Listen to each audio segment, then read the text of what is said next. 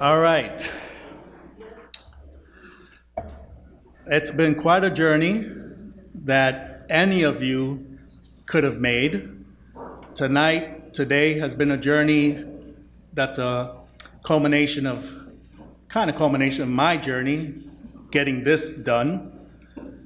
Like I said earlier in the morning, I'm an everyday kind of person. Like my podcast says, Guy Next Door Speaks. Could be anybody, guy, gal, young, old.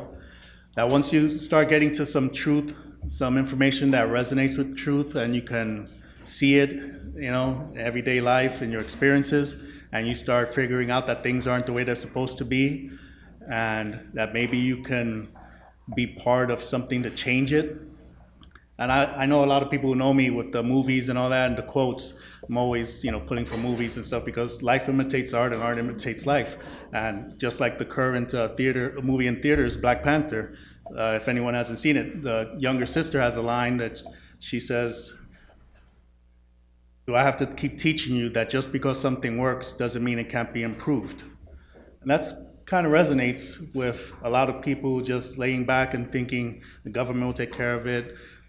Religion, this or whatever, I don't have to do anything. But everything can be improved upon, and it does take a little bit of effort on each of our parts. And this is a culmination of my effort to plant seeds. I don't have all the answers. All of us here don't have all the answers, but we have pieces of the puzzle. And we're trying to plant seeds, so some of you will do a podcast, some of you will hold a conference, some of you will start touring and speaking, So that's what this is all about, really, is waking up the rest of us to keep growing. Because, 10 years ago, I did not expect to be doing something like this.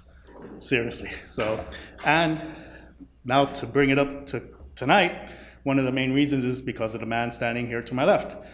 A lot of researchers have put out work and, we learn from them and keep growing and fine, and it just keeps bouncing around our heads. Once in a while, it takes somebody to kind of, not curse you out, but kind of just speak very aggressively, like, what the hell are you doing? Like, what the hell are you doing with this? It's not about you, do something with it. And that's what, I always say, he kicked me in my butt, to do this. So anyway, that's what brought us here. But before I introduce him, real quick, the pub on campus, they, I guess, got a good vibe from the people that were going there. And they close at 9, but because of the event and everything, they're going to stay open later. So anyone and everyone is invited to go to the pub. A few people know where it is. They have food and drinks and whatever. So you're all welcome to head there after this shuts down. All right. Okay, so now I think this is pretty much, yeah. All the information is on the flyers, the website. There will be videos of this coming soon. I don't want to say when. It might be a month or two, free or pay-per-view, but stay checking the website for more details. But so I think that's pretty much it. Now, a lot of people had questions. Mark was on my preview episode and brought something up that surprised me and probably a whole bunch of you guys, that after so many years of work, the effort really isn't there on, the receiving audience for support for this man. So he put out there that this might be his last presentation, his last time speaking in public. So you might be here to witness history, or, conspiracy history in the making, truth movement history in the making, because the media doesn't give a shit about him. But anyway, so we'll see what he has to say. So right now, I'll just go ahead and introduce Mark Passio, a friend and someone who woke me up. And so here he is, Mark.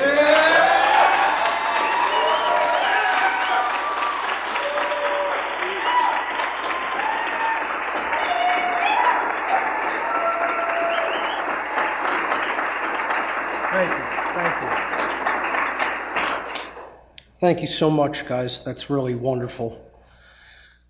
I'm going to do a few things before I get started with my actual presentation this evening. And the first is to address the future of my work. And I just want to let everybody know that a lot of help offers were received on my part it took a lot of asking. I was asking for assistance in what I've been planning to do for about a year and a half, and I guess I didn't ask forcefully enough, and it kind of, a lot of tension got pent up in me, and it all came out on the podcast that I did with Ivan. I kind of really sort of lost on that podcast, and that spurred a lot of people to get in touch with me. Not all of them had the skill sets I was asking for. Not all of them were local. I've weeded through the responses, and I believe that I am going to have the help that I require. So I'm going to say that I'm going to optimistically but cautiously move forward with my work, and I'm going to start interviewing a few people who have responded, and it looks like they have the skill sets that are going to be required. So.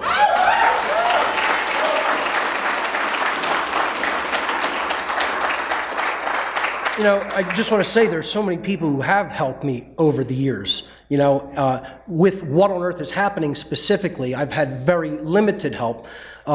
Certainly ancillary help, but never really actual good technical help, which is what I've asked for this time.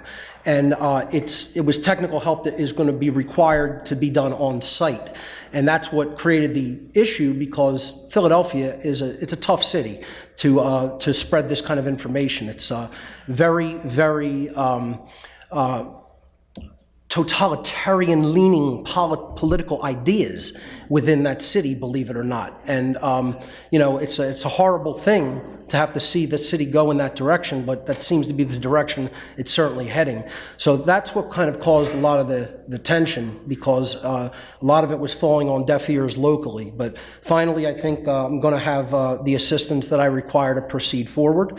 And then the next thing I want to announce today is that I'm going to be part of what I was asking for technical help on was I want to start a new network in the style of some, truth networks that you'll see out there online. And it's going to be called One Great Work Network. And this is something that I'm going to begin as a Facebook group, okay, an open Facebook group, and I'm going to start promoting the work of other people that I find very valuable to the truth-seeking community, and it's going to highlight the work of people who are really putting forward efforts that I find really valuable and effective in the communication of natural law principles. So that's where it's going to start, but that's only going to be the beginning of it. It's going to eventually be a full website with a lot of contributors. So it's going to be like a multimedia website where people that I accept onto the network as a contributor will be able to contribute in whatever way that they want through whatever type of media that they want. So, for example, if Benny wants to come on the network and feature his presentation art in the way that he does it, he could come on the network and do that. If Ivan wants to come on and bring Guy Next Door Speaks podcast onto the One Great Network, I would invite him on to do that, and that would be his format. If there's artists that want to bring their work to the table, or musicians, or people who blog, or people who YouTube or DTube, or any media format, it's going to be a multimedia format with a lot of contributors that are focused on really improving the human condition. So that's my announcement today about the One Great Work Network. And that's one of the things that I needed some technical help with, because, I know a lot about technology, but I don't know it all, by any stretch of the imagination. I need help with things. There are things I do not know how to do. And the other people, they specialize in that. So they're going to bring their talent to the table in that regard and help me get that network up off the ground. So that's the second part of what I wanted to announce here today. And now finally, before I get started with the presentation, I have a very special announcement to make. I'm going to begin on a yearly basis giving an achievement award. And this is going to be called the One Great Work Achievement Award. And the recipient of the award on a yearly basis is going to be the individual that I feel is doing the best and most proliferous work in helping to communicate the ideas of natural law to the widest body of people possible, and who does that very effectively. And so today, at this event, at Truth Mind Reality. And before I even convey this award today, I want to say thank you so much to Ivan Oyola, and thank you so much to the organizational team.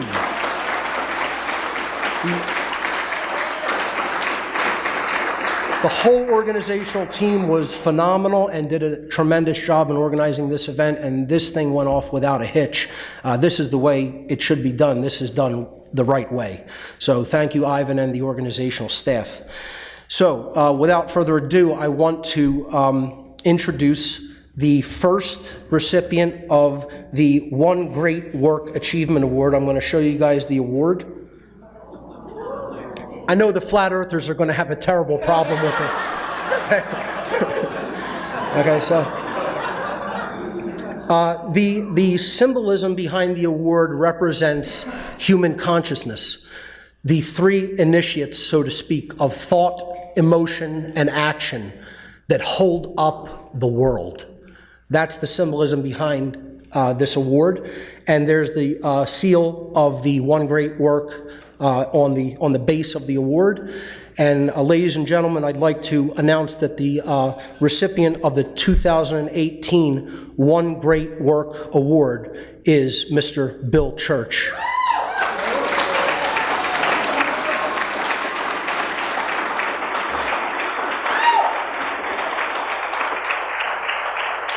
Thank you, brother. Thank you very much. So, Bill, why don't you say a few words? Everybody should know Bill's work about the Free Your Mind podcast. I mean, he put out over 100 podcasts with phenomenal information. He does tons of work in his community, tons of great work with animals. And he has a brilliant communication skill set, and he is really doing the great work by putting this information out there. So, Bill, come on and say a few words to people. Well, thank you so much, Mark. This is a huge honor, and I mean, I just encourage everybody else to take action. You know, we can make a difference in this world. It just takes one. Be the change that you seek. You know, what it's all about. Truth, love, and freedom. That's why we're here. Thank you.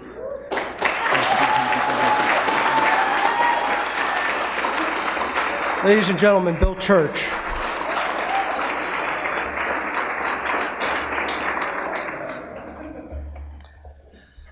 Okay, so let's get down to business. I want to thank everybody for being here first and foremost. You guys are phenomenal. So thank you for being here, and thank you for being part of this great event, and thank you for the work that you do on an individual basis to bring the truth forward. My presentation here today is entitled Duress, Dissidence, and Deadly Force. And I just want to take a moment to ask people to put themselves in a state of mind to really be prepared to hear some heavy information in this presentation. It's going to be tough for some people to hear some of the things I'm going to say today. So this is not done lightly. This is should be received with a somber state of mind and a sobering state of mind. And there are certain things I'm going to talk about that some people don't even want to envision.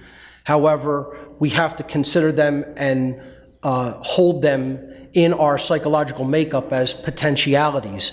They're potentialities I don't want to see manifest in the world, never have. But we have to be prepared that they may manifest. So with that being said, let's jump into the topic. I dedicate this presentation in its entirety to the memory of Samuel Adams. Samuel Adams, perhaps more than anybody else, is the person that I historically, personally identify with, because perhaps single-handedly, this man began the American Revolution. He was probably the most influential soul of that time period as far as bringing people to action. He exercised the call to action more than anyone else. He was called by the British the chief conspirator. As a matter of fact, the American Revolution was referred to by some people in England and some of the Tories in America as the Adams conspiracy. John Adams, when he traveled to Europe, was often asked, especially when he went to France, "Are you the famous Adams?" And he had to respond, "No, I'm not. That's Samuel Adams." So Samuel Adams said, "The truth is, all might be free if they valued freedom and defended it as they ought." Freedom has to be valued and defended. And that is why we're in the situation that we are in as a people, because truth isn't valued and defended enough. So this presentation is not for very young people, not for children, and it's certainly not for the easily offended. So if you have that sensibility about you, now's the time to leave.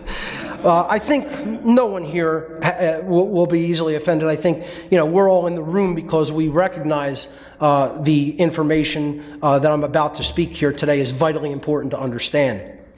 So this is the caveat I always give. It's certainly not for the people in this room, but it may certainly be for the people who listen online or on YouTube or on my website or wherever this presentation is going to reach their eyes and ears. My presentation style can be very intense. It can be harsh. It can even be combative. I don't sugarcoat my words or delivery. Some people are likely to become upset or angered at what I'm going to say during this presentation, and I say, go right ahead and get as offended as you like. Okay? That will never make what I'm about to say untrue, because truth by its very nature is belligerent. It wages war against deception and mind control. I don't present this information to be liked.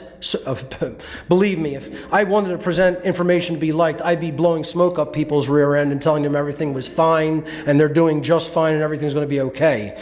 I tell people very uncomfortable realities, and a lot of people don't like that. So, I may be popular among some of the people in this room, but that's not necessarily the case when it comes to the wider body of humanity, for sure. I speak publicly because I recognize that in the crisis that we're in right now, I have a moral obligation to communicate what I know to be taking place in our world to other people, to help them to understand it as well, so they can take action and do something about it. This is a call to action, ladies and gentlemen. And the bad news is this is still the mindset of the vast majority of humanity. And that's the best image that I could find to sum up what I think of the human mindset in the aggregate. It certainly doesn't apply to the people in this room, as I've said, but this is where Earth is at. The people of Earth are right there, firmly right there, okay? And they need to extricate themselves from that position. And otherwise, we're going to be coming down to the very serious consequences I'm going to be talking about. Manly P. Hall said that it is not the wrath of the Almighty, but the stupidity of man that is causing all the trouble. And if people are not familiar with this man's work, you need to become so, because he was absolutely a brilliant philosopher, an occultist, a de-occultist, as far as I'm concerned. And he has some of the best work that I've ever taken in that really helped to open up my mind and wake me up. This is the human condition, ladies and gentlemen. The human condition, whether anyone has recognized it or not, or accepted it or not, is slavery. And see, I'm not going to sugarcoat words. Never have, never will. I'm going to come out and say it just as it is in plain language, regardless of who likes it or not. The whole idea of true spirituality, the whole goal of true spirituality is the ending of the human condition called slavery. It's never been okay. It's not okay now. It never will be okay.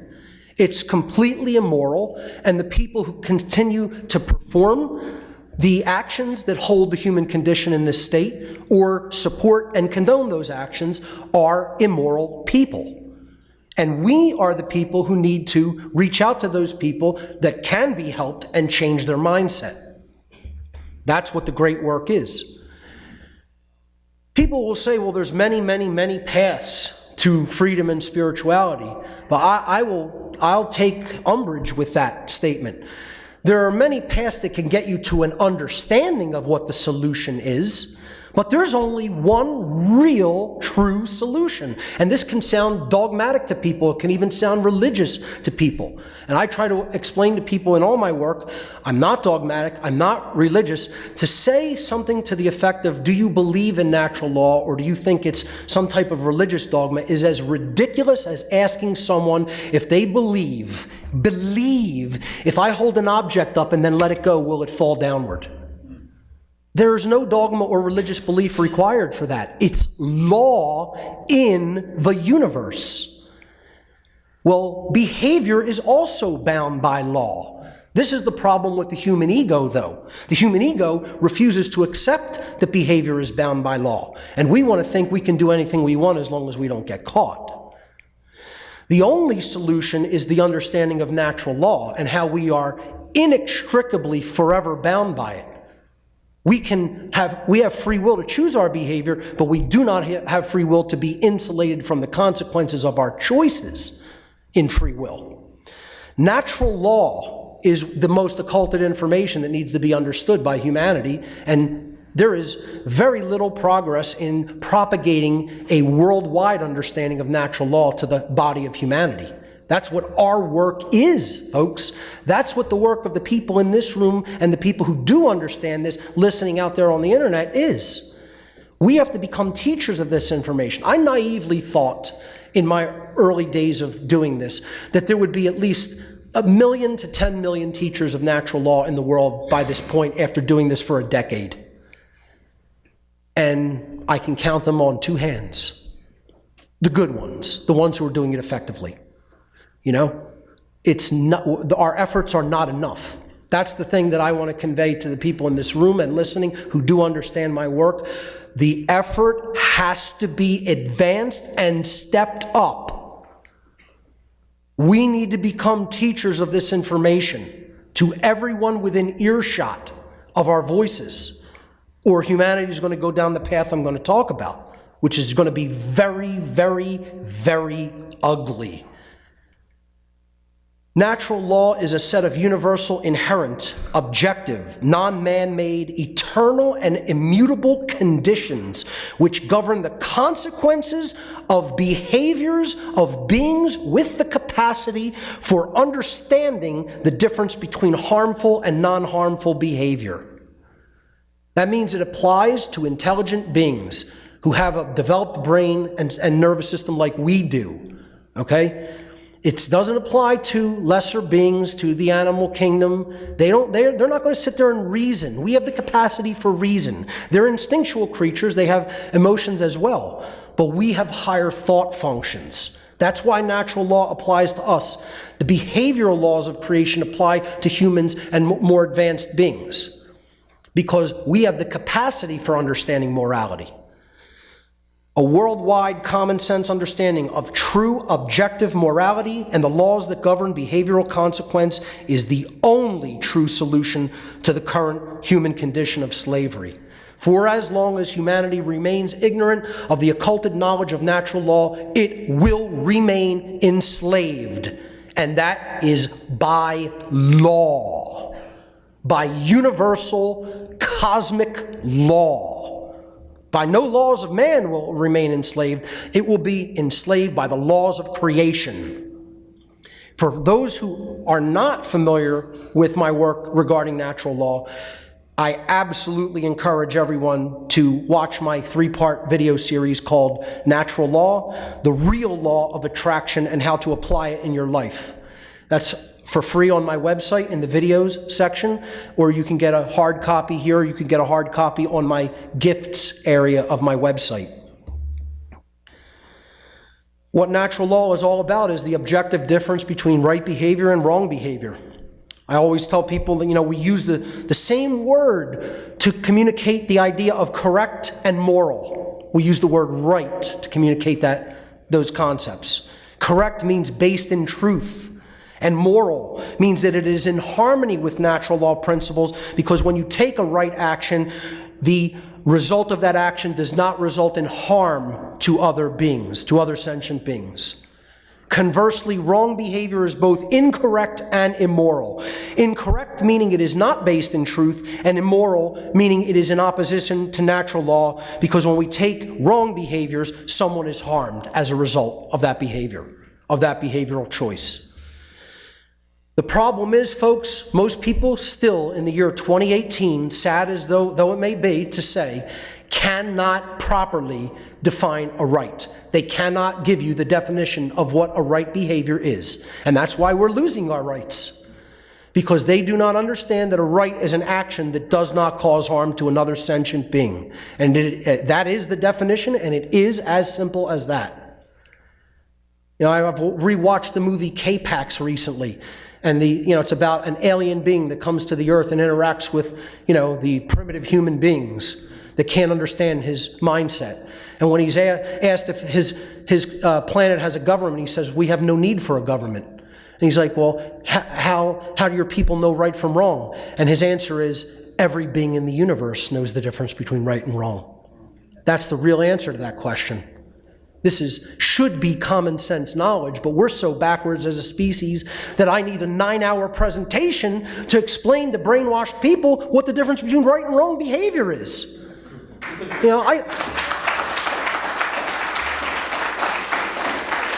I've said in past presentations, sometimes I sit up at night and laugh at the ridiculousness of what I do. Really. I laugh at how ridiculous having to present basic information like this is. And yet the majority of human beings, it's falling on deaf ears. The following actions are examples of the initiation of aggression against others, which is what all wrongdoings are. These actions are violations against natural rights and therefore constitute violence. Murder, assault, rape, theft, trespass, and coercion. And you could think all you want about any wrongdoing that can possibly be committed. I've challenged many, many people to do this, and you will recognize every single wrongdoing that can be committed against another human being is a form of theft. There is only one wrong, theft, in one form or another, and there is only one law in the universe. Don't steal. That's it. Every wrongdoing comes down to an act of theft. Provably. Murder is the taking without just cause of the life of another, which does not belong to you. Assault is the taking without just cause of another being's physical well-being, which does not belong to you. Rape is the taking of another's free will sexual consent, which does not belong to you. Theft is the taking of property, physical property, which does not belong to you. Trespass is the taking of the security of another person in their domain, in their dwelling place, which does not belong to you to take. Coercion is the taking of another being's free will, which does not belong to you to take. Every wrongdoing is a form of theft. There's no wrongdoing anyone can think of that is not a form of theft. Natural law versus man's law. Natural law is based upon principles and truth which are inherent to creation. Man's law is based upon dogmatic belief systems which are the constructs of a diseased mind. Natural law is only ever harmonized with due to knowledge and understanding, or not harmonized with due to ignorance. Man's law, on the other hand, is only complied with due to fear of punishment. Natural law is universal. It exists and applies anywhere in the universe, regardless of location.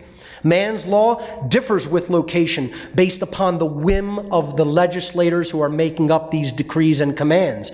And that is a form of moral relativism, the idea that we can decide what right and wrong are, that they are not objective and inherent to creation because they are based upon actions. Natural law is eternal and immutable. That means it exists and applies for as long as the universe exists, and it cannot ever be changed by any action that any being within the universe can do. Man's law, on the other hand, changes with time based upon the whim of legislators, which is also moral relativism.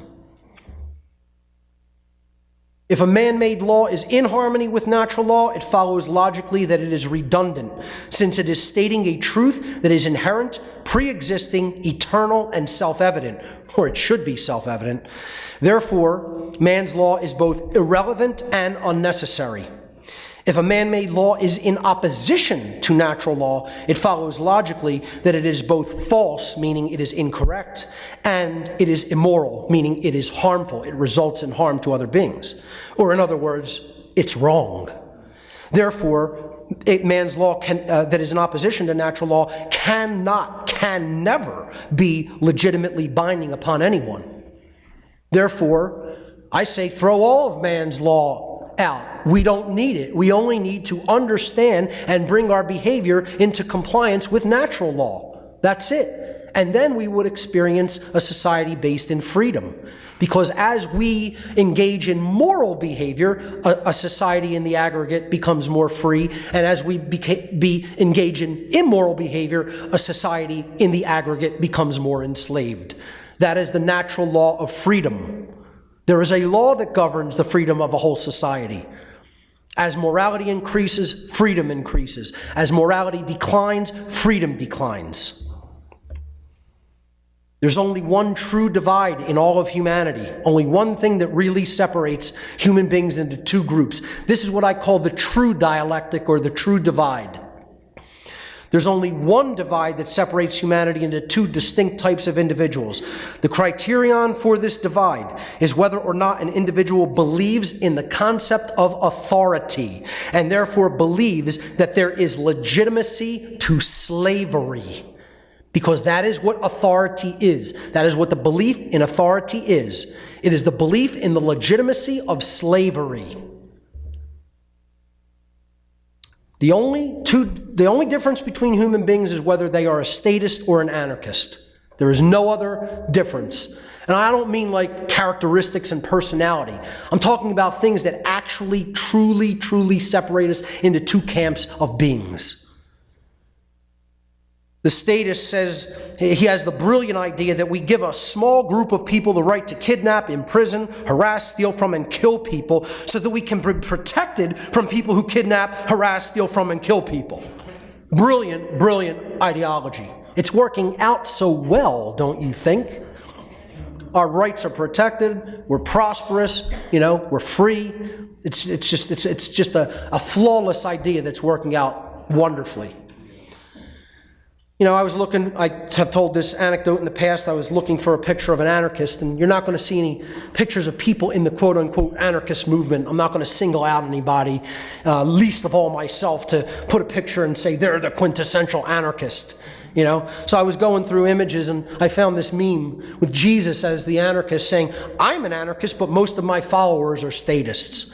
And nothing could be more true. The fake-ass Christian religionists that all believe in the authority of government and have this, dissonance in their mind that somehow, God could be an authority bringing the laws of behavior and the universe upon people, and yet we can still have authority vested in man. This idea of serving two masters. A statist is an individual who erroneously believes that there is such a thing as authority vested in certain human beings, which magically gives them the right to rule over other people. This, quote, authority means that certain people who we call government, the masters, have the moral right, quote unquote, to issue commands to those whom they rule, and those under their, quote, jurisdiction, which literally means the law is what I say it is. Literally in its etymological roots. These people are their slaves who have a moral obligation to obey the arbitrary dictates, the laws set by their masters. And most simply put, when we really strip away all the euphemism, a statist is simply someone who believes in the legitimacy of slavery. And that makes them, by definition, immoral. Conversely, an anarchist is one who knows that there could never be legitimacy to authority or government because those terms are simply euphemisms for coercion, violence, and slavery, which are always immoral and therefore are always in opposition to natural law, the universal, spiritual, moral laws of creation. The problem is people don't understand the meaning of true anarchy. I'm not talking about, people who call themselves anarchists, folks. When I'm using the term anarchy here, I'm talking about true anarchy and true anarchists. And there's only one real kind of anarchist, and that is the anarchist that understands all authority, all government is slavery, and the only solution is moral behavior under natural law. That's what an anarchist really is. The word anarchy comes from the Greek prefix an, meaning without, the absence of, and the Greek noun archon, meaning master or ruler. Anarchy does not mean without rules. It does not mean chaos. It does not mean disorder. It does not mean, quote unquote, lawlessness when it comes to moral law. It literally means without rulers, without masters, and archon, without masters, meaning no masters, no slaves. And if you say the phrase no masters, no slaves to the average person, and you say word association game, tell me the first word that comes to your mind when I say no masters, no slaves, they'll say freedom. But I just gave you the etymological meaning of a word from its root language, and the word literally means without masters. And yet people think it means chaos and lawlessness and disorder instead of what it really means, freedom. That is what the word anarchy actually means by its very definition. So we have to understand the solution is living in a society, in a state of existence where we don't have a master class and a slave class, a ruling class and a ruled class. All of us are already ruled by natural law, and we need to simply bring our behaviors into alignment with those laws by thinking, feeling, and doing what is right. Yet this is the perpetual, continued human condition of slavery. And we have had this kind of slavery in this very country. Hard ball and chain, whip and murder, full physical enslavement of human beings right here in this country. Part of what this kind of forced labor was used to build a lot of the infrastructure of this country. We are not in the state right now where we have this kind of slavery taking place all around us, but we're going to move toward it again. We're going to move toward it again as a karmic consequence of what we allowed here, and a karmic consequence of, as an aggregate people, of allowing the soft form of slavery called government to continue. Because it is never going to stop its march toward total totalitarianism unless we morally straighten up and educate everyone regarding moral principles. That slavery in any form is wrong, no matter how you euphemize it. So this is the continuing human condition, and the great work is to end that condition. That is what the great work is, and that's why so few people want any part of it, because it's not the lighthearted little party, it's the one great work. Just to tell people, not that it matters, because you know what? Too many people are focused on dollar signs and value being only in monetary units. Just to tell people, just so you have an idea of the kind of financial situation I have foregone to do this work. I actually sat one day and calculated the amount of money that all of the work that I've ever done in What on Earth is Happening by man hours and the type of work that it is. I calculated the going rates and the amount of man hours that I've done in What on Earth is Happening. You want to take a guess of how much money I would have made if I would have been paid to do the type of technological work that I've done with What on Earth is Happening? $330,000. Try again, sir. $500,000. Try again. Way higher. Way higher. $3.5 million. I made $13,000 last year on What on Earth is Happening work. Yeah. No, I mean, seriously, like, no one should really clap about that, you know? I certainly probably should have made the former number instead of the latter one, okay? But what we do is we reward basketball players and football players and, you know, pop music artists, you know? That's what we reward and put up on a pedestal and reward financially, because that's what the people of this world find value in. People come up to me all the time, Mark, why aren't you doing way better? Why are you living like you're living? Why are you living so meagerly? You know, because that's how much people have valued this work in the world. And I don't do this for monetary value. I could care less. I'm going to continue to do this if it costs me money to do it, which it did initially in the initial years. You know? So that's not my motivating factor. My motivating factor is to end this condition. Too many people have this idea of, I have to be rewarded financially to do this. I liken it to somebody standing in a war ditch while the enemy is raining fire down upon them, and people are saying, here, take this weapon, fire back, and they're going, pay me first. It's that ridiculous. But it's just something that I wanted to say about what people find value in and what they don't find value in. And that's part of the problem. Slavery is a claim of ownership on your person, the product of your labor or your possessions in whole or in part. All natural rights are property rights. Understood properly, all rights are property rights. Because all wrongdoing is theft. It's the taking of some form of property. Understanding this is fundamental to understanding the condition of slavery. We all own ourselves and have the right to live freely and exercise our natural rights, provided actions we perform do not infringe upon another person's rights. Anyone who dares to try to stop people from living within these natural rights is making a direct claim of ownership upon that other being, which is the very definition of slavery. Those who do this or condone this are tyrants and should be treated as such. This is no light matter, ladies and gentlemen. That's why I told you, get into a somber, serious mindset about the topics I'm going to talk about and discuss today, because this is extremely serious and should be taken as such. The people who are doing what they are doing have no right to do these coercive and immoral behaviors and conduct them upon the human population.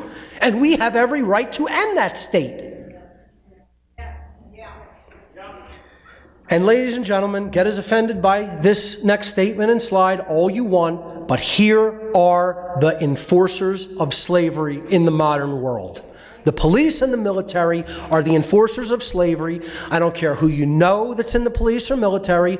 I don't care who you like that's in the police or military. I don't care what kind of relationship you have with people that are in the police and military. I will look any member of the police and military in the eyes directly to their face and tell them that they are the enforcer of worldwide slavery. Because that is the truth. They work for the interests of the ruling class and the dictates of the ruling class. Period. The end.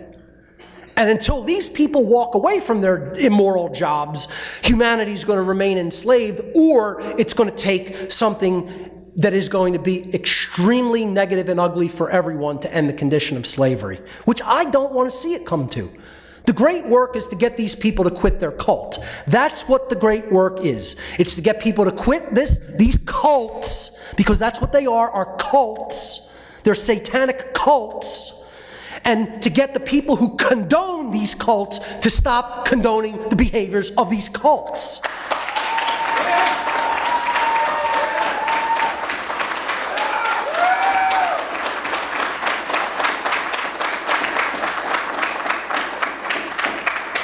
If you're not familiar with my work on order followers, which is what these people are, that's why they do what they do. They don't want to think for themselves. They don't want to reason right and wrong for themselves. They want to listen to what other people tell them to do and then just do it, because that's a cop-out and an easy answer, and they think that that somehow absolves them of their personal responsibility and moral culpability.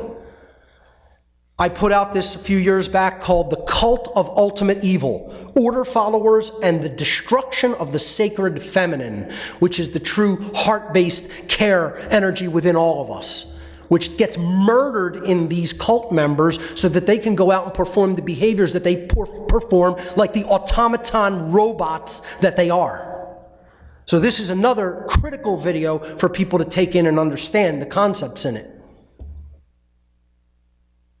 The police and the military are the modern equivalent of house slaves of the Civil War era period. They are the people who are keeping the system of slavery in place. And they do this through duress, which is the first part of the 3 parts of this presentation: duress, dissidence, and deadly force. Part of the problem in the non-recognition of the human condition of slavery is most people do not understand what the condition of duress is and why it is so immoral to conduct upon anyone. I'm going to explain what duress is. And these enforcers of slavery are continuously conducting duress upon other beings. And they have no natural right to perform duress and keep other people in a state of duress. And the people who are under this state of duress have every right to end it by whatever means they choose to end it. They have the right. Now, see, I want to make it clear today, I'm not suggesting a direct course of action to anyone. I'm just trying to explain to you what your natural rights are to do. You might be perfectly within your natural law right to take a behavior and yet still die because you take that behavior. To do the right thing is not always the safe thing to do. I'm not talking about what's safe in this presentation. I'm talking about what's our right to do, naturally and inherently in creation. Is it a right or is it not a right? That's all I care about. I'm not talking about whether negative consequences will be rained down upon me by brainwashed cult members if I perform the behavior that I have the right to perform. I'm just trying to conceptually have you understand that the right to do a specific behavior to end duress exists in nature. So let's look at what duress is. Duress is a condition, a continuous condition of coercion, of the free will of a being or group of beings by another being or group of beings through threats of violence and or actual acts of violence if those being coerced do not comply with the decrees or commands they are given. That's what duress is. It's someone saying to you, you will comply to my decrees or commands, or I threaten you with violence if you don't comply. That's the condition of duress. When people are held in the condition of duress, they are unlawfully, and I mean unlawfully not by man's law, but by natural law, prevented from exercising their free will to engage in rights which they actually possess, and or they are coerced through threats of violence to perform behaviors against their free will. Meaning if they don't do something, violence will be conducted upon them. Or if they do something that the masters tell them they must not do, violence will be conducted upon them, even if that behavior is one of their rights. That is what duress is. That's what duress always has been. That's what duress always will be. And every single individual in this room, listening on video, and in the entire world is living in the condition of duress, whether they know it or not. I am under duress. You are all under duress. Every person here is living in a state of continuous duress. And there is no one on this planet that has the right to hold anyone in the condition of duress. And every person held under the condition of duress has the right to end that condition immediately upon its beginning, by whatever means necessary to end it. That is our natural law right, our birthright. So why do people make the distinction between people who put other people in duress as common thug criminals or mafia types, robbing people directly on the street or demanding protection money to allow them to keep operating a business. They separate those people from the people who are saying, you can't exercise this right without my approval, or if we find you doing this particular behavior that we told you you can't do, we're going to come and shoot you or strangle you or do other kinds of violence unto you. Yet our society somehow is so brainwashed we make this distinction. We think that one group of people is not holding someone in duress, namely the police and the military and the government officials, and yet the common street thug or the common mafia enforcer is holding people in duress without right. Well, news flash, everyone, there's no difference between the states of duress in these images. Because if you believe certain people have rights that other people believe, you don't understand truth, you don't understand morality, and you don't understand natural law. Every one of these instances in this slide is a criminal act that the person has no right to perform as an individual.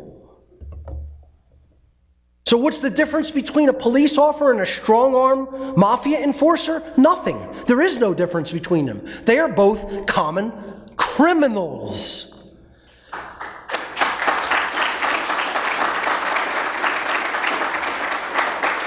They are both members of gangs, and I would amend that word to say they are both members of cults who do not question orders or think for themselves. They both initiate violence to enforce policy. Both have a code of secrecy, a lack of transparency, and both cite the institution's policies for the violence that they manifest in reality.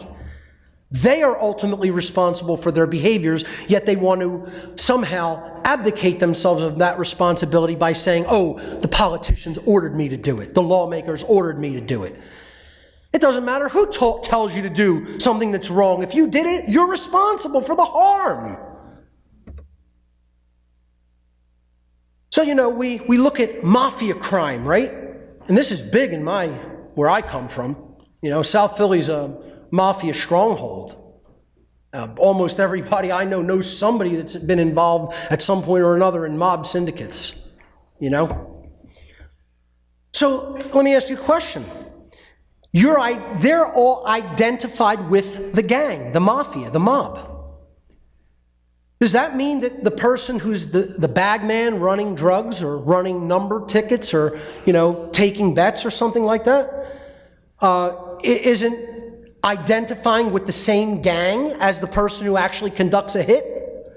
You could argue, well, one's exercising one level of violence that's very high, and yet the other is simply on the team that's condoning that violence. They may not be performing an act like the ones at the bottom, but nonetheless, they're condoning it because they're on the same team and they're still helping the people who are doing that. You know what that's called? It's called a complicit gang member. Or, I would word it, a complicit cult member. They're just as complicit. The lower level people involved who are supporting the institution that runs their behavior are just as complicit as the murderers in that institution.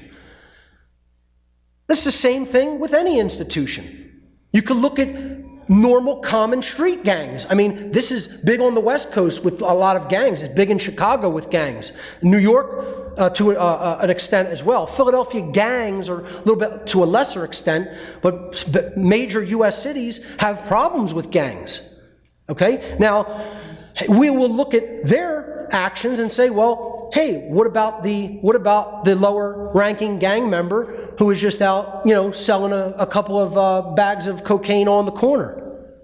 Well, they're still identified and are a lower level member of a gang that's conducting violence. They're conducting this violence for territory. They're conducting this violence for the right to operate within the region that they're operating in. Hence why it's called a gang. They control territory that they operate in and try to keep anybody out from that territory. It doesn't matter what level of involvement they have. They're involved with a gang that is violent and therefore they are complicit in the violence that is backed by this gang. Well, that's one thing. Yeah, exactly. The people who are actually doing organized crime, no one thinks they have a right to do this organized crime. Correct.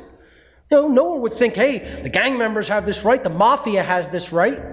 You wouldn't think that. Yet people believe government has these rights to conduct violence upon people.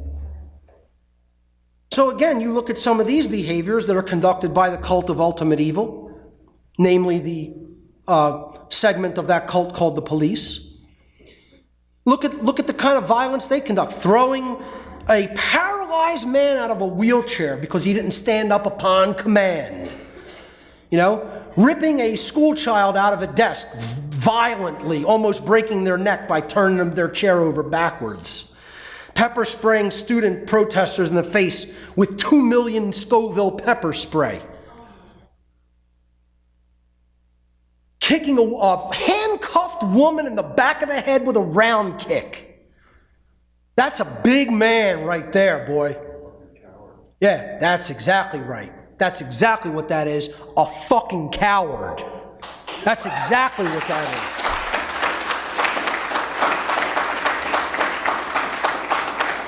Let me tell you something, folks. These are the tame examples of police brutality in this country. Tame examples. Now, you look at the desk guy with the happy smile on his face. Oh, and notice the stormtrooper in front of him. He thinks that's one of the people he should be, modeling his behavior upon. Yeah. But what is that? What is that paper pusher in the cult of ultimate evil? He is a complicit gang member. That's what he is. Just like the bagman in the mob, just like the lower level gang member selling some cocaine on the corner. Doesn't matter what your level of complicity in the violence is. You're complicit in the violence. These people are destroyed at a soul level. They're husks. They are spiritually dead husks. People will say, oh, Mark, you're dehumanizing people. No, I'm trying to tell you how spiritually destroyed a human being can become. And you know what? We have to understand, not all of them are going to be able to be reached with words. Not all of them. We may be able to reach many. That's what our job is to do. I'm saying we have to step up the effort more to reach people with reason and words and morality, an understanding of morality. But there are some who are destroyed beyond the ability to reverse their course. They're dedicated to evil, whether they even understand that their behavior is evil or not, because that's what a cult does. It makes their membership completely identified with their position in the cult. And then they just say, I'm in this far, I'm all the way in. And no one's going to convince me that I was wrong. See, this is thank all of creation that I was able to extricate myself from when I was involved in the cult that I was involved in, namely the dark occult, Satanism. Finally, I was able to be reached with language and reason and persuasion. I also had to practically ruin my life and almost die. That's how hard-headed I was. And then I think, I was that hard-headed. There are people who make me look like a light case of the ego. A light case. So I'm trying to explain to people, you have to understand what we're really up against spiritually. How deadened certain people are spiritually. It's going to take Herculean, monumental efforts to try to mentally and spiritually reform these people. That's what the great work is. I'm not saying this to make you depressed about it. We have to know what the task is. We have to know it definitively, honestly, and accurately, or we're not going to get this job done.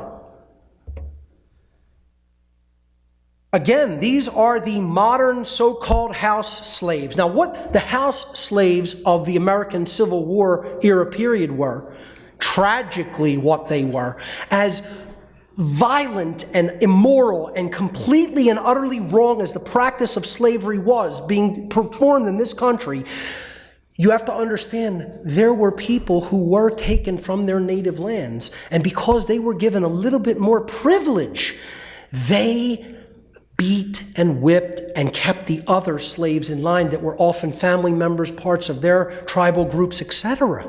You'll look in these images, there are slaves with weapons in their hands, threatening the other slaves who are non-compliant with the master's demands. They're willing to do this to their own people for a little bit extra food or a warmer blanket, or instead of to sleep, in the elements in a field, in a crop field, to sleep in a dog house in a crop field. Literally. You see some of them with guns, holding guns while the others are in chains. I mean, this is a special kind of psychopath. This is a special kind of immoral human being. Instead of trying to do something to end the condition for all of them, they took up the side of the master. And this is what the modern police forces are, and the modern militaries are. And in every country in the world. It doesn't matter, it's not just this country, everywhere on earth. That's what this cult of ultimate evil actually is. They are slaves themselves conducting slavery upon other slaves. And they don't even want to be free. There's a special place in hell for the house slave. There's a special place in hell. Whether you believe in hell or not, I'm talking about there is a special place of spiritual torment that is reserved in the hearts and minds of people who do jobs like that. The order follower always bears more moral culpability than the order giver, because their excuse is, I'm just following my orders, like the Nazis said at Nuremberg. Their excuse is, well, that's the law and I don't make it, I just enforce it. I'm just doing my job. They bear more moral responsibility than the person telling them to take the action. Because the order follower is the one who performs the behavior. And in taking that action, they actually bring the resultant harm into physical manifestation in the world. Order following is the pathway to every form of evil and chaos in our world. It should never be seen as a virtue by anyone who considers themselves a moral human being. Order followers have ultimately been personally responsible and morally culpable for every form of slavery and every single totalitarian regime that has ever existed upon the face of this planet. And get as offended about that as you like, those listening out in the internet world, but nothing will make that statement untrue. Nothing will make this one untrue either. If you did it, you are ultimately responsible, not whoever told you to do it. The excuse that I was ordered to do this immoral behavior by someone else is no excuse at all and should never be accepted as an excuse by anyone with a conscience. Now, I'm going to get into a section that some even here today may find difficult. Okay? Now, I'm going to refute the notion that is popularly held that people have the right to, quote unquote, believe whatever they want to believe. And I'm here to tell everybody here and everybody listening, wherever they're listening from, we do not have the right to believe everything we want to believe. There are beliefs that are not rights. Okay? There are beliefs that are not rights. Now, let me qualify this first by explaining the difference between a thought and a belief. Everyone can think anything they want, which means for a time you are holding something in your mind to consider it. This is a thought. I'm not suggesting thought police, okay? What I'm saying is, since we have the capacity to reason through our thoughts, when you come to a completely erroneous, immoral, and incorrect conclusion by using your thoughts, and then you harden and compress and harden those thoughts into a belief structure, that is when they cross the line between thought and belief system. I'm trying to explain to people that not every belief system is a right. Thoughts are rights that we all possess, but we do not have the right to, in perpetuity, continuously believe certain things, which are wrong and immoral. Contrary to popular disinformation and widely held but erroneous belief, as human beings, we do not possess the right to believe whatever we want to believe. We possess the right to believe whatever we want to believe, even if those beliefs are wildly out of touch with reality, only if those beliefs do not condone violence against or support the slavery of other beings. That's the kinds of beliefs we have. So I'll give an example.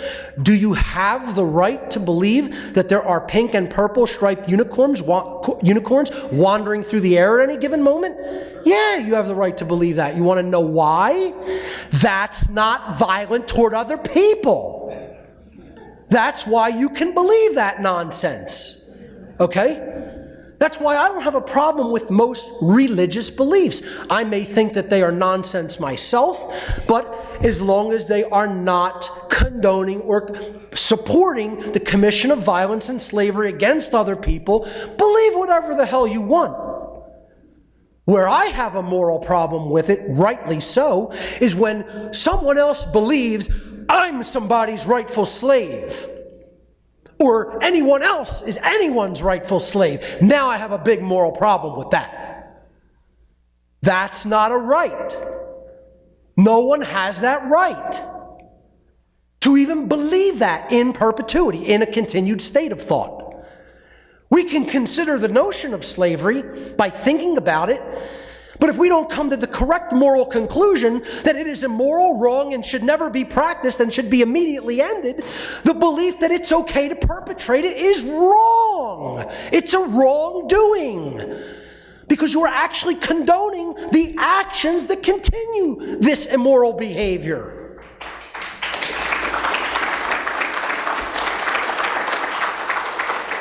Would people in the southern colonies have had the right to continue to believe that the practice of owning black slaves in the South was a right?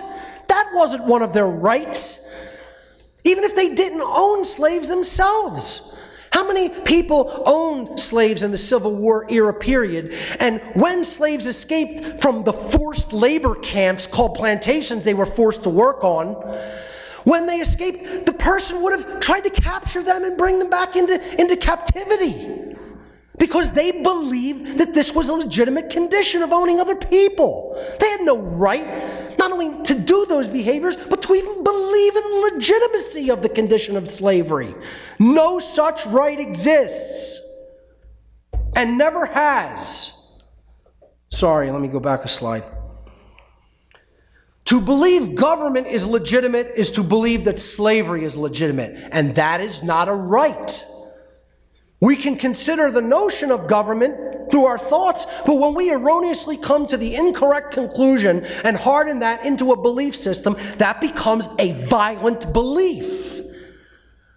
The people who believe that slavery is legitimate through government are not within their rights. They are not within their rights to continue to believe that slavery is legitimate for anyone. Unfortunately, in the modern world, people don't understand the distinction. They think there's some sort of a distinction. They don't understand that they're the same thing, government and slavery. Government is slavery. If stealing 100% of the product of someone else's labor is slavery, at what percentage does it become not slavery? This question was originally, I ask this question all the time, but this question was actually originally posed by Frederick Douglass, a slave who escaped his captivity in the South and eventually went to Europe because he was under such duress of being captured and brought back into slavery in the southern states when he moved to the northern states. That he had to actually go over the ocean to where at least black slavery wasn't practiced at the time. Although they're in the other kind of slavery called the belief in a king and queen, called royalty. Slavery works better in the modern world because now people don't even know that they're slaves through mind control and mental conditioning, and calling it a euphemized term called government and authority. Here's the bottom line when it comes to belief systems, folks. As difficult even as it may be for some people in this room even to get this concept, no one has the right to believe that people are property.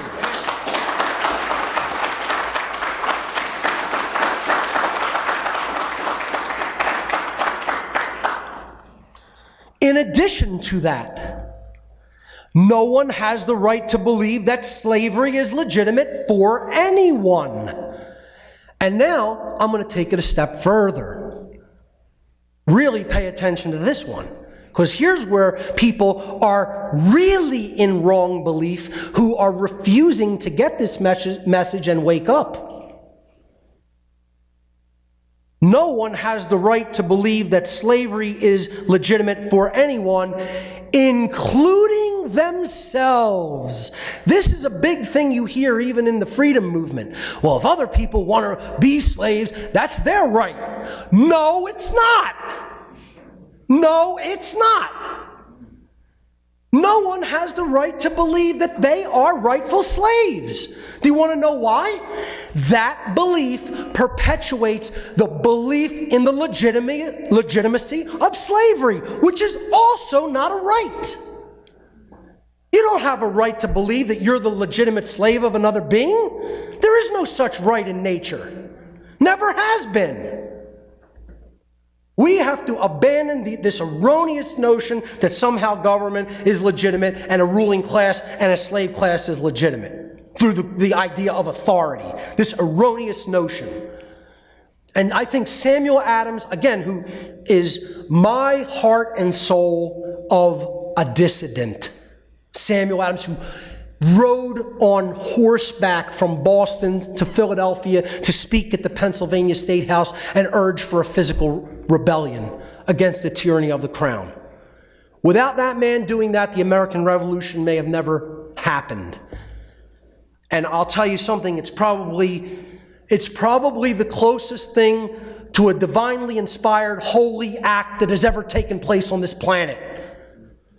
And the people who don't understand what happened in the American Revolution, I feel sorry for them for believing in revisionist history, which I'm going to talk about.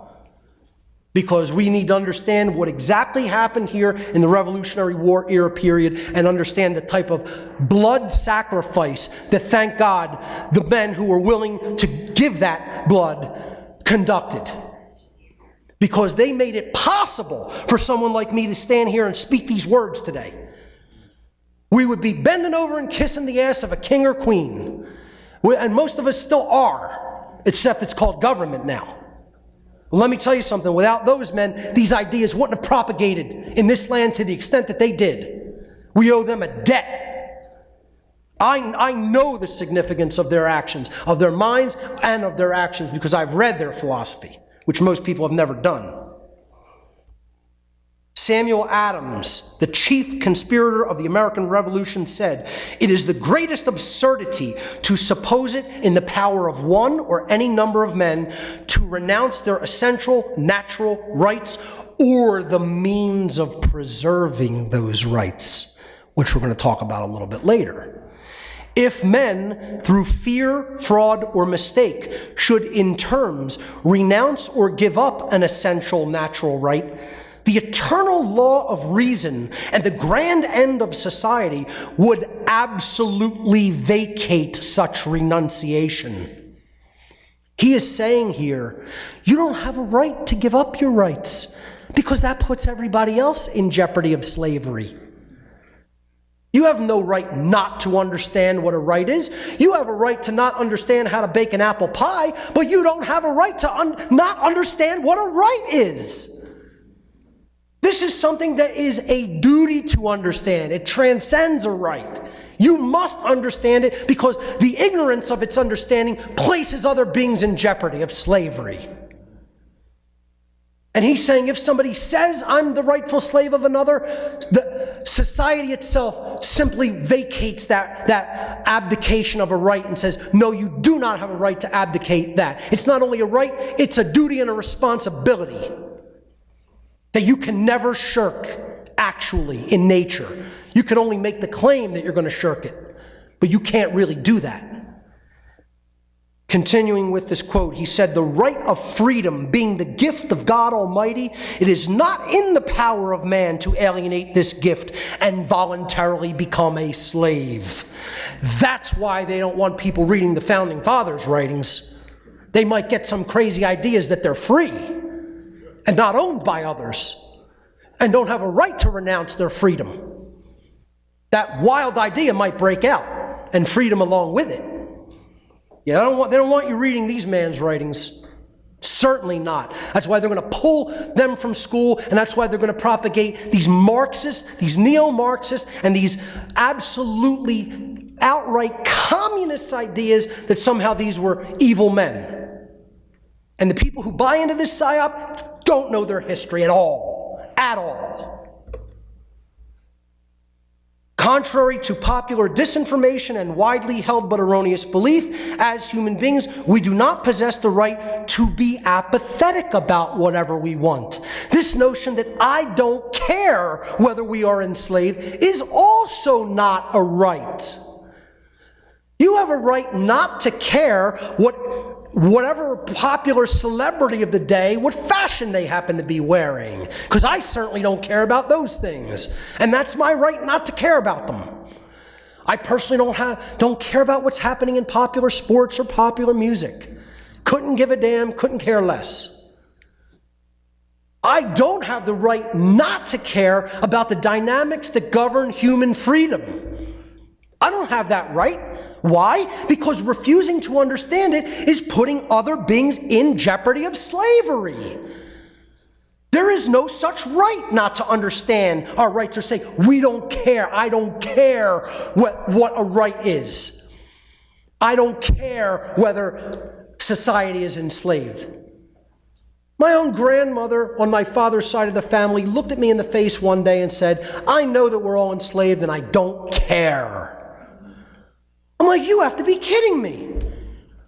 I said, how many children do you have? 2. How many grandchildren do you have? 2. How many great-grandchildren do you have? 1. I said, you have 2 children, 2 grandchildren, and a great-grandchild, and you don't care whether the world is enslaved? And you think that's your right not to care? I mean, you have to be kidding me. That the people like this exist within our own families. No one has the right to not care that slavery is continuing and that freedom is being destroyed. This is not a right that exists in nature. Again, you have a right not to care about any frivolous thing that you don't want to care about, but you don't have a right not to care about rights and freedom. It's a duty and a responsibility that you can never shirk in nature. There's also complicity in evil and slavery through silence. Contrary to popular disinformation and widely held but erroneous belief, as human beings, we do not possess the right to remain silent about whatever we want. This is complicity by saying, even if absolute immoral, violent behavior is conducted, and I know it's wrong, I'm going to sit back and do nothing, not even speak about its wrongness. And that's not a right. If I sit back and watch a perpetual condition of duress and slavery take place in my midst, and I don't speak out against it, I am by my non-action partaking in a complicit act with evil. I am condoning, by my silence and apathy, the evil that's being conducted. And that's not a right. So this is hard for some people to hear because a lot of people say, well, a wrong can only be an action conducted. No, it's not that simple. You can perform wrong in your thoughts and in your emotions and in your non-actions. Wrongdoings can be performed. So even this crowd needs to explore this dynamic more and understand this dynamic more. And I understand this is going to be controversial even in our circles.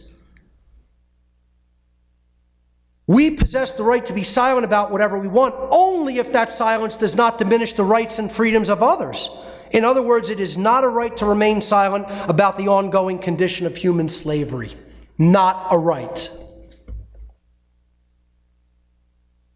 By passively accepting evil and remaining silent, we are participating in the evil. Those who through their silence allow evil to be done unchallenged are just as immoral as those who are doing it. And the meme here that I found on the internet says, when freedom is at stake, your silence is not golden, it's yellow. See, that's where we find most of our friends and family members. Some of my friends and family members will say, oh yeah, I recognize this is going on, but I want no part in exposing it. I want no part in talking about it. You know, that's called being a coward. And being a coward is a bad person. Because we are already at war. And I'm not just talking about a spiritual or mental war. We are already at physical war. Physical war is being conducted upon the people of this country and the world. Now here's the actual result, folks. Here's the actual numbers. Think about this number in a war. If the media would be all over it. Over 10,000 Americans alone have now been summarily executed without trial on the streets of America since the massive 9/11 false flag ritual by the standing army invasion force known as the American police. And I put the word American in double quotes because they are nothing of the kind. They are trash, un-American, order-following vermin. And I'll say it to their face. 10,000 lives gone with no trial. That's called public executions. Yet we don't call it that. We euphemize it. And people who are complicit with this behavior condone it. That's who lives among us. Dirty, rotten Tories who would have supported the British Crown and their henchmen during the American Revolutionary era period. They're no different than those Tories. This is the standing army invasion force that the founding fathers warned us about. A standing army was repeatedly told to the public by the founding fathers and American revolutionaries that if you let a standing army rise up in your midst all around you, you will have tyranny. And that's exactly what we allowed to happen. And this is who they are. This is a foreign invasion standing army force. That's the standing army the founding fathers warned us about in all of their writings. And they said, that's the force that you're going to have to prevent from rising up in this country, and you're going to have to do it by maintaining a well-regulated militia, which I've talked about ad infinitum on my podcast series and in my Second Amendment presentation, which everybody should fully understand, especially in these times when it's coming under attack again because of these nonsense false flag ritual killing events. Samuel Adams, once again, I'm going to have a lot of quotes from the founding fathers in this presentation. He said, if you love wealth, he said this in Philadelphia, if you love wealth greater than liberty, the tranquility of servitude greater than the animating contest for freedom, go home from us in peace. We seek not your counsel nor your arms. Crouch down and lick the hand that feeds you. May your chains set lightly upon you, and may posterity forget that you are our countrymen. You know, I say this before every one of my band shows. That's the intro to our performance. I restate Samuel Adams' words before we start to play. Let's go into the next section, dissidents. This word means to be an opponent of the established political order of the time, so-called order. I'd say to be an opponent of the established chaos of the day. So what's a dissident? Well, what's a true dissident? A true dissident is somebody who opposes the established political condition of slavery, regardless of how dangerous it is for their physical safety, because they understand that slavery is always immoral and illegitimate, and they correctly value creation's gift of free will above all else. I say to people a lot, a true relationship between individuals is always a three-dimensional relationship, meaning that there has to be a connection between all individuals involved in the relationship and truth itself. Anything else is a disconnected, flat, two-dimensional, so-called relationship. That's why a true relationship that we have, the other person is always connected with the values of truth and the principles of natural law, if it's a true relationship. I mean, you know, the American revolutionaries are no better, there's no better example anywhere of a true dissident that valued their people and their country that they were living upon and stood against tyranny. And then you have someone like an individual, you know, like the person who stood in front of the tank in Tiananmen Square before the Tiananmen Square massacre. I mean, you want to talk about balls. Yeah. I mean, you want to talk about courage. There's somebody to look up to. You'll have this argument all the time. Oh, what are we going to do? Stand up to tanks? Yeah! We're going to stand up to tanks if that's what it takes. Yeah! I'll stand up to a tank if that's what it takes to protect freedom and truth. Yeah! Absolutely. Think I'm worried about what these psychopaths have? I'll force your hand to drop hydrogen bombs on the world. I'm not backing down. I don't care how many people you kill or threaten. You want to know why? I know who we're really up against. I know definitively, not by a belief, not by reading about it in a book, not by being told by anybody else. I was in the room with these psychopaths who run the world. And if you were there too, you'd fight as hard as me or harder. There would be no excuses about, I have this, or that to do. This is what you'd be doing. Everybody. That's why people ask me, what do you want to be able to do, Mark? Do you want any special power? Would you like to have any kind of a special ability or power? Yeah, I say the same thing all the time to every room I speak in front of. I want to have the ability to, against natural law, kidnap an individual and bring them someplace that I want to bring them without their consent. Now, how strange does that sound for me to say? But that's what I want the ability to do. And without consequence. I would like to have the supernatural ability to kidnap another human being against their will without consequence, because you know where I would take them? I would take them to a satanic ritual house dungeon, and I'd dump them in the basement, and the Satanists would have their way with them, and the police would be guarding the ritual chamber, and then no action would ever be taken against the Satanists performing the rape or murder or violence that would be conducted, and then they would know definitively what the world is. Definitively. They would know. They wouldn't have a belief about it. They would know. That's why I want that power. You know? I would also take the ability to convey everything that I know with a touch. That would be a nice second power. That would be a nice one. Okay? Yeah.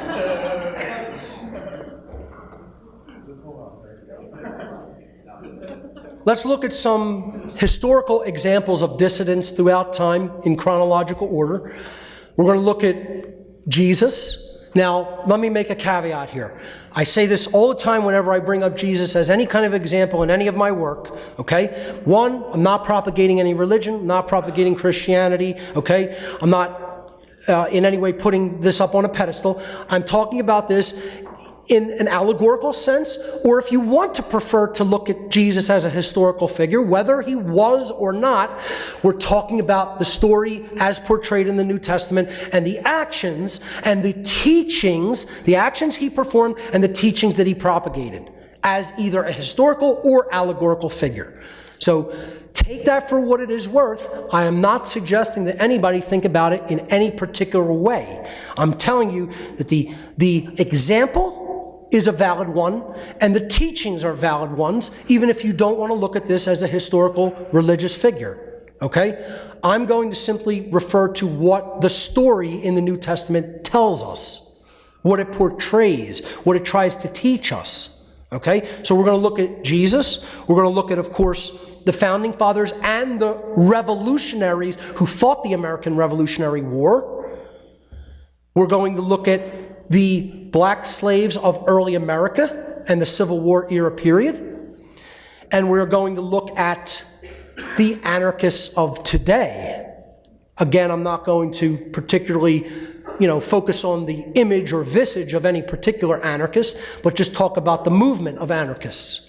And this is a nice, I use this A with the circle around it like other anarchists do, but I put no masters, no slaves. Some of them put no gods, no masters. But I prefer to look at it as what real anarchy means. No masters and no slaves. There's no ruling class and there's no slave class. This is a great meme I found online. It says, "I am me. I am free. I declare my independence as a sovereign human being. I do not consent to be governed.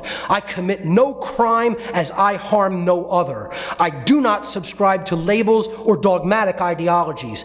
I treat everybody as a brother or sister." That's what an anarchist is. That's what a real anarchist is.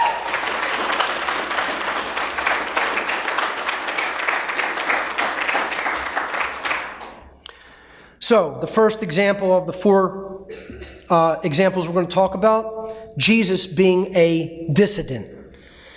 In the allegorical story in the New Testament of Jesus, he was a dissident who opposed the three major institutions of slavery of his day. And incidentally, these three institutions are the three main institutions which still perpetuate human slavery today. Nothing has changed since the day that the story of Jesus was, the time period it was written about. Zero. Nothing has changed. The same institutions are in control of this planet as were in control of this planet then over 2,000 years ago. And here's what they are.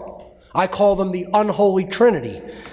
Religion, which is really the father figure of it all. See, people always ask me what's at the top in the worldly sense.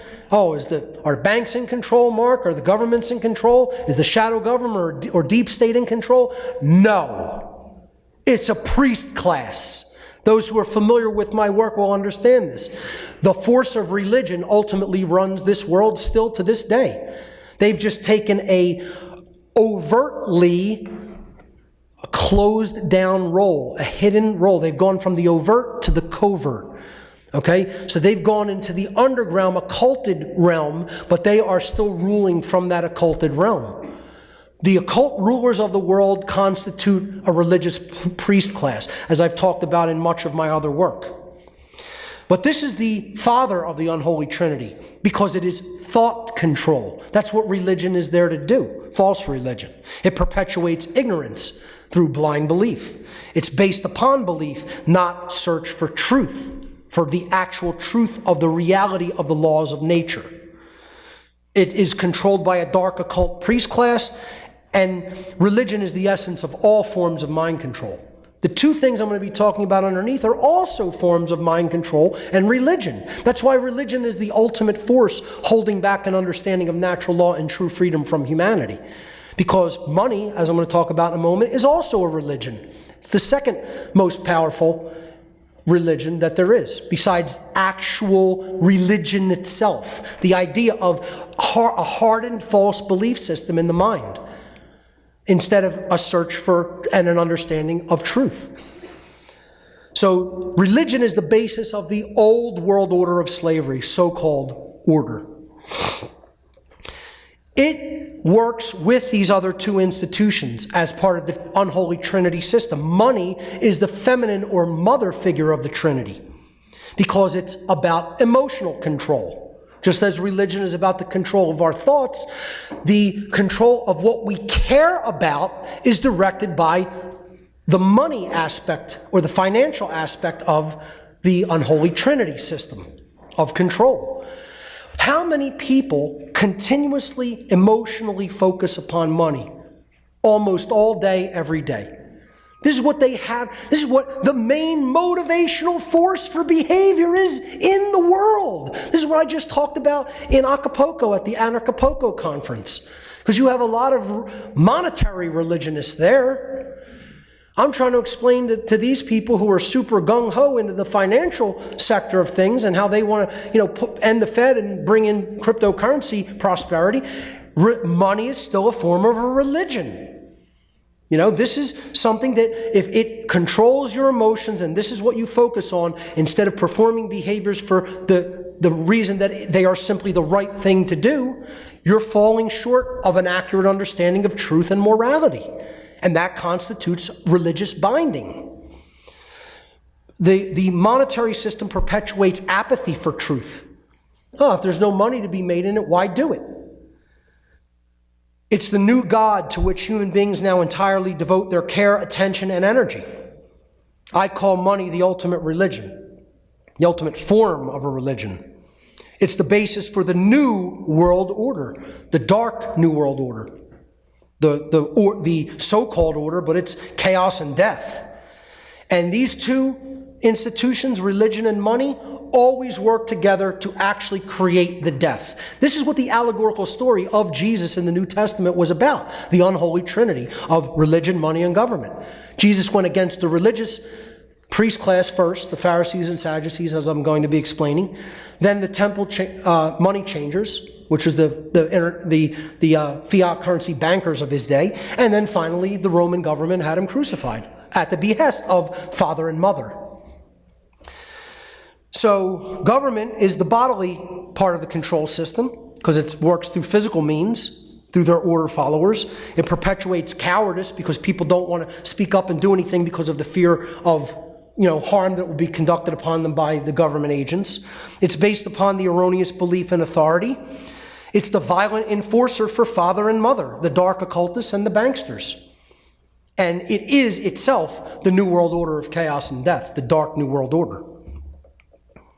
So let's look at how Jesus was a dissonant against these three institutional bodies. Jesus was an opponent of the established religious priest class during his lifetime. He taught spirituality, which was in direct opposition to the worldview of the Pharisees and the Sadducees, the most powerful Judaic religious sects of his time.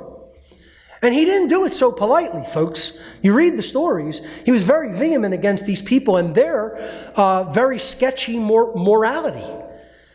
They were so concerned with, dogmatic law in the Judaic religion and religious texts, but they weren't really focused on truly treating people as other free sovereign beings. True morality wasn't their real objective. Control was. And that's why he went against them. And if you really read the stories, he wasn't so soft-spoken about it. He told them just like it was. He wasn't afraid to speak his mind and say how it was. Again, you don't have to accept the historicity of the account given in the scriptural text, but the idea is to understand the allegorical principles therein contained so that we can learn a lesson from them.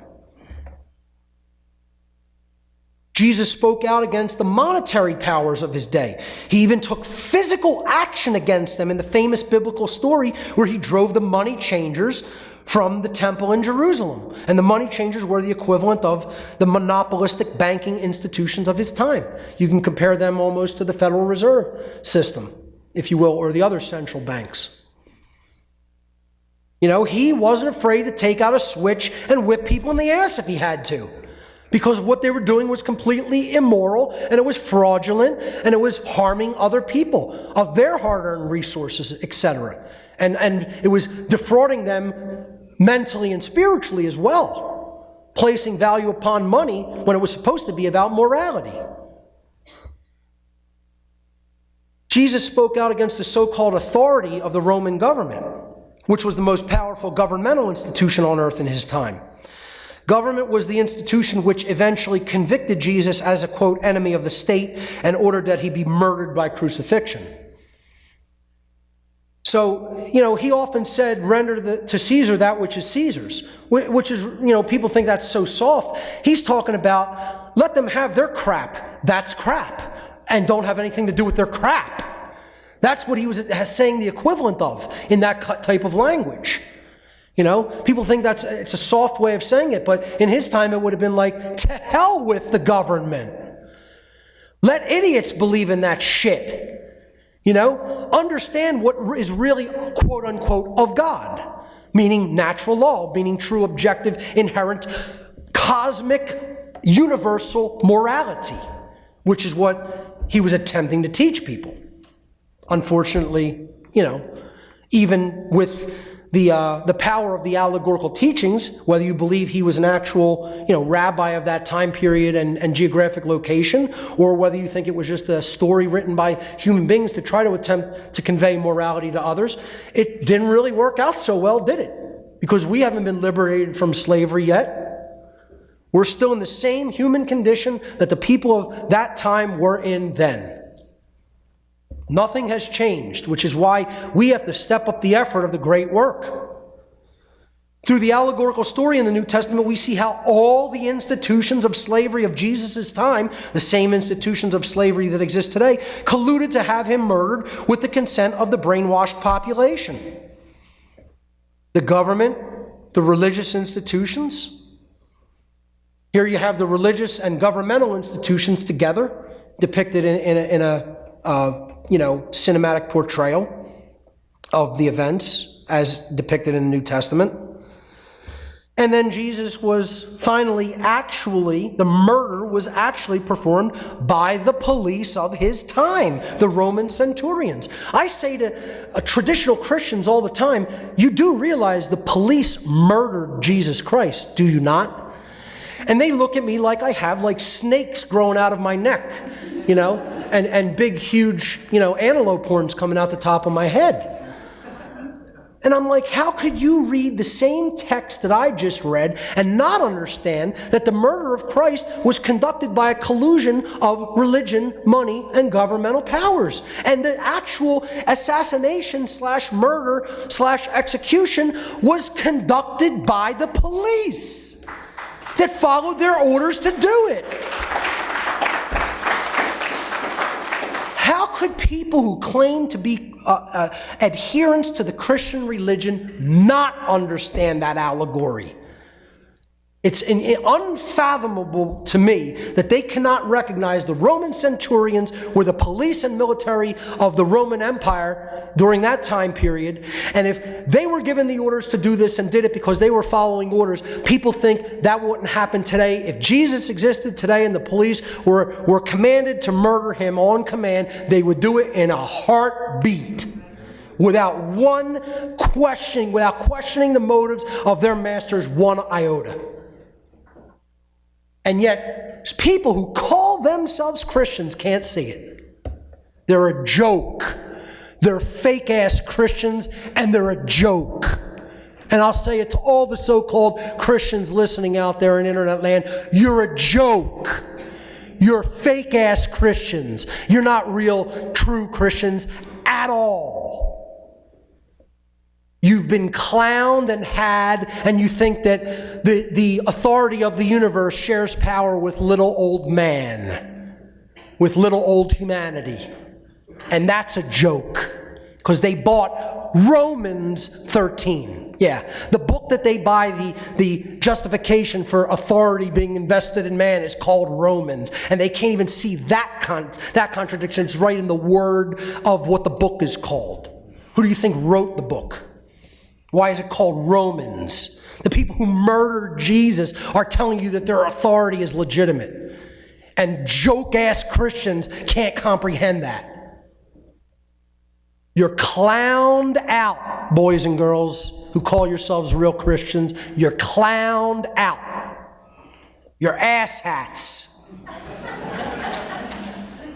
Through the allegorical story in the New Testament, we see how all the institutions of slavery of Jesus' time, okay, I read this already. The Roman centurions actually performed the physical crucifixion in the biblical account. They performed the harmful behavior upon being ordered to do so. And caused the actual death of the being that was actually teaching true morality. And yet, people would have said in that day, they're just doing their jobs. They're just following their orders. The bottom line is the unholy trinity of priests, bankers, politicians, and police, so in other words, religion, money, and government, murdered Jesus Christ. That's the unholy trinity that murdered the teacher of the values of the Christian tradition, and the people who actually say that they're followers of the values of that tradition don't even understand that simple concept that's laid out beautifully in their own allegorical stories and their own scriptures. Yet someone who doesn't claim to be of quote-unquote religious faith does understand what's actually being taught in those scriptures and is trying to communicate it to people who say they're devout Christians. Let's look at the second group of dissidents, who I call real revolutionaries. We need a lot more real revolutionaries that are willing to put it all on the line today. The founding fathers and revolutionary colonists were true dissidents because they rejected the rulership of the British monarchy and physically fought the henchmen of British royalty for their freedom. They were brutally oppressed by psychopathic, mind-controlled order followers who traveled across an ocean at the decree of a psychopathic so-called king to take away their rights. I mean, imagine this. You want to talk about house slaves. Imagine these dirty redcoats who came across an entire ocean to oppress people that were just trying to live their lives free at the behest of some psychopathic, utter piece of trash who was probably so genetically inbred that, like King George III was an inbred piece of psychopathic trash, who was barely a boy. He was some rat punk boy, okay, who wasn't even a grown-up individual, thinking he's God, I'm God, and I'm going to command these people to go over and oppress people that are saying, I no longer want to comply with the dictates of some boy God who says he's king and ruler. I mean, it's hard to tell who's worse, the psychopath giving the orders or the trash who followed his orders. They're both trash, just like they are today.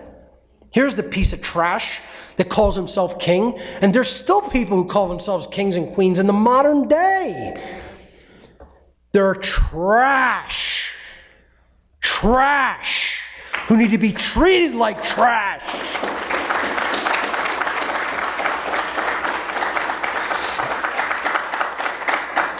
The American colonists lived under constant duress inflicted upon them by the British soldiers if they didn't obey the king's edicts or hand over any of their hard-earned resources at the king's decree. They were oppressively taxed, prevented from using alternative currencies, and had their freedom of speech curtailed, their freedom of assembly curtailed as well, and had their right to self-defense through the ownership of firearms removed. That's what really started the American Revolution. Once they started taking the guns, it was on, just like it will be this time. Damn right. Yeah. Know it like you know your name, boys and girls. Know it like you know that sun's coming up on the eastern horizon, whether there's clouds out or not tomorrow morning. Know it like you know your name. When they start that, it's on. You know, the people who really value their freedom are not going quietly into the night because some little children want to take away their ability to defend their rights. I'll tell you that with 100% assuredness, with 1,000% assuredness. In this country, you know, you're not going to get it done. You're not going to get that done without bloodshed. Forget what Jim Morrison said, up to your ankles. No, it's going to be up over the top of your head. And that's what I'm trying to avert with all my energy.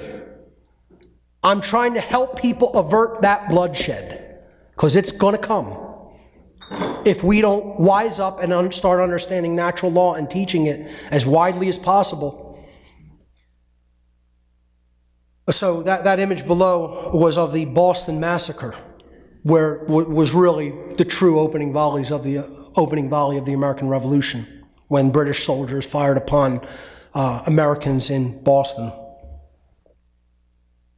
The Founding Fathers and American revolutionaries physically repelled a standing army among them because they had no option but to fight and kill or die to secure their rights and the rights of their posterity. We have already entered into a situation that may require the same necessary use of defensive force. There is an ongoing deliberate conspiracy to paint the American founding fathers as those who did not have the best interests of the people of America at heart. I would highly urge those who have subscribed to this erroneous view to research the powerful influence of the evil globalist think tank institutions that crafted this nefarious and subversive psyop, which includes the Frankfurt School of Germany, and the Tavistock Institute of Human Relations of England, and the Fabian Society of England. If you don't understand these institutions, you don't understand how mind control is propagated in the modern world. And you need to learn about them, and you need to understand their influence, particularly in our educational institutions, our so-called educational institutions, which are Fabian socialist run, owned and run. And they are taking marching orders from Tavistock. And they are taking marching orders from the former occultists that ran the Frankfurt School and propagated communist ideals and outright fascist ideals. You know, in my band, we have a song called Socio-Fascist Communazis Fuck Off. That's one of our songs, you know, because people think that they're so different, the forms of totalitarianism. Socialism and Nazism and fascism and communism, they're so different. Yeah, because they don't all want to curtail human freedom and control all the resources of people and put them into abject slavery and tyranny. No, they're all different. The left wing and the right wing are so different from each other. Two wings of the same predatory bird of prey. That one offends everybody when we play it. One of the main purposes of the PSYOP conspiracy to portray the founding fathers of America as quote-unquote the bad guys is to dissuade people from looking into the writings of the founding fathers, especially Thomas Paine and Samuel Adams, who wrote some of the highest consciousness philosophy ever written on this continent. I would also, in the Western Hemisphere, I would put Richard Wetherill up there as well. You know, as far as writing, I put Larkin Rose up there as well, you know. But these guys, I mean, you have to read their writings. You can't just hear the name and say, oh yeah, they were some of the founding fathers.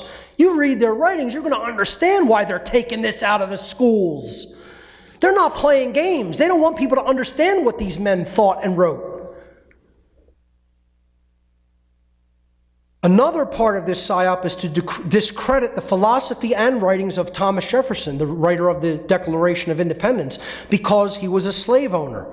While this was true, the Founding Fathers were no angels, they were not perfect men, they certainly had flaws and made mistakes and did things that were wrong. I am not condoning everything that they did, and I am not saying that they were angelic by any stretch of anybody's imagination. They were flawed men. They did not have all the answers, and many of them did not go all the way in consciousness to true anarchy and the understanding that all beings have the same rights to remain unharmed and unenslaved. So, while it was true Jefferson was a slave owner, he worked tirelessly to try to have the practice of slavery abolished in the colonies and in early America. And if you read his writings, he continuously puts forward as a theme how wrong and immoral slavery was. And let me tell you something. In the state of Virginia, where he lived, it was illegal and punishable by death to release a slave in the state willfully, because they actually did not consider them human beings and looked at it as you are going to unleash an animal upon our society. That is how fucked up their thinking was. You could have been jailed forever or put to death by the act of releasing a slave. Now, I say, whatever, it still should have been done. He still should have done it. I'm not making an excuse for why he didn't do it. He made a verbal contract upon traveling to the Second Continental Congress just before he left that upon his return he would free his slaves, and he worked tirelessly to do that. He was involved in different anti-slavery abolitionist coalitions, and he constantly advocated for this in the state of Virginia. You know, it's a very interesting story about the Declaration of Independence. You have to really understand the clashes that happened during these committees. You know, the southern states were very, very, very vehement about keeping the slavery practice in place. So Jefferson called the practice of slavery a moral depravity and a hideous blot upon society, and continually worked toward abolition. He even wrote anti-slavery clauses into the original Declaration of Independence, the original writing. But delegates of the southern colonies, led by the South Carolina Representative Edward Rutledge, threatened to strike down the motion for American independence in committee at the Second Continental Congress if Jefferson did not willfully, of his own accord, remove the anti-slavery clauses from the original draft of the Declaration of Independence. Actually, Rutledge gathered up all the delegates of all the southern colonies, and they walked out of Independence Hall in Philadelphia in mass. Benjamin Franklin and John Adams had vehement arguments with Thomas Jefferson, who said, essentially, screw them. It's staying just as I wrote it. I'm not striking these clauses because slavery is immoral. Jefferson and Adams both said to him, we have to secure independence first. And this is, yes, it is a blot upon our society. They agreed, but they said, if these other rich men who wrongly are using these human beings as their, their monetary system of labor for their crops that they grow and sell worldwide, and they walk out of this committee, America will never begin. We will never begin the country. It will die in this committee at the Continental Congress. They begged him to willfully remove the clauses, and he finally capitulated, and that's when the southern states came back in as a delegation and agreed to pass the motion for independence and sign the Declaration of Independence. But how many people know that history? Right, because we're not being taught that in schools. The neo-Marxist so-called educators want to create race division. Most of all, they don't want you to understand the philosophies that the founders were really writing. So they want to paint them as only rich white men that did not care about the practices of slavery that were taking place, and that's simply untrue. Now, that being said, some of the Southern delegates were bastards, and they held vehemently on to this immoral position. Edward Rutledge was probably the most vehement and immoral among them because he was the youngest and richest, and he had profited the most from this practice. Again, special places in hell reserved from people like that, and he was a signer of the Declaration of Independence. But you want to talk about a piece of trash, that's the piece of trash that helped to perpetuate this all the way to a point where, a war had to be fought partially about it, although we know it wasn't entirely about that. But we have to understand the Northern Founding Fathers, they wanted to abolish the practice then and there, many of them. But they couldn't unite everybody under that banner. They had to get them under the banner of at least, let's create a place where we could maybe teach true freedom to people first. And that effort obviously hasn't succeeded either. Again, the educational outreach has to be much bigger. That's what the great work really is. In this section, I just want to say something about, since we're talking about political revolutionary dissidents, what the difference between a true patriot and a false patriot is. Because a lot of people hate this word and think it's a dirty word, the word patriot, because they don't understand what the word really means. The definitions of patriot and traitor have been completely reversed in today's world. Modern so-called flag-waving, quote-unquote, patriots who uphold the belief in government are actually traitors to humanity whether they know it or not, because they advocate the very belief system that leads to the destruction of human freedom. And that's what a traitor does. The flag-waving patriots, so-called patriots, are traitors because what they back is the government. And they're confusing the government with the people. And those things should never be confused. True dissidents are the real patriots because they love their country enough to stand against the tyranny at work within it. Do not make the mistake of confusing country, meaning the land and its people who live upon it, with the particular government that happens to be in control of the country. I love my country. Don't think that means I'm an advocate of politics and government. My country are the people and the land. I love my country. I serve my country in addition to serving truth. I serve truth above all else, and I'll serve my country, which means the people and the land, and I will help advocate for their freedom and teach them the principles of freedom. But that doesn't mean I love government. I hate all forms of government because all forms of government are slavery. This is what a true patriot is.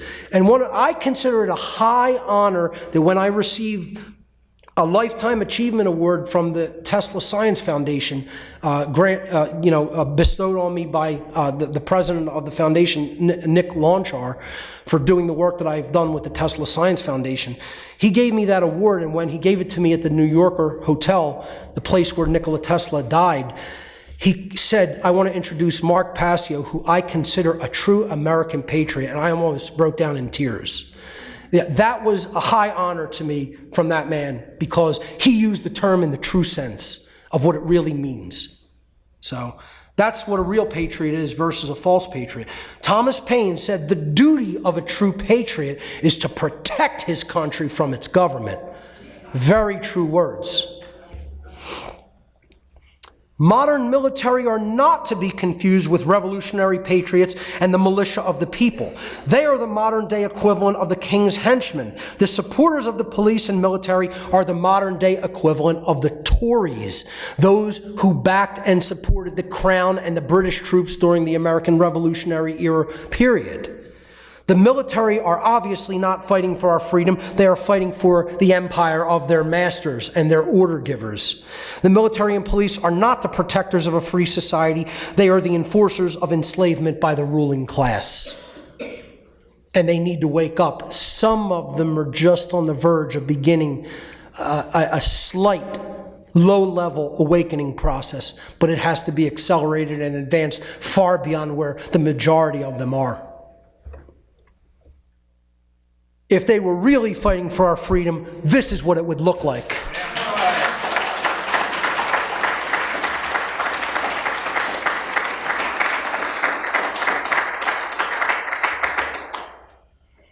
Let's talk about a really dark topic, overt slavery in early America. Not covert slavery like we're in now, but overt slavery. Some of the most abhorrent practices ever conducted upon human beings. Many of the black slaves of early America and Civil War period America were dissidents because they opposed their condition of overt slavery.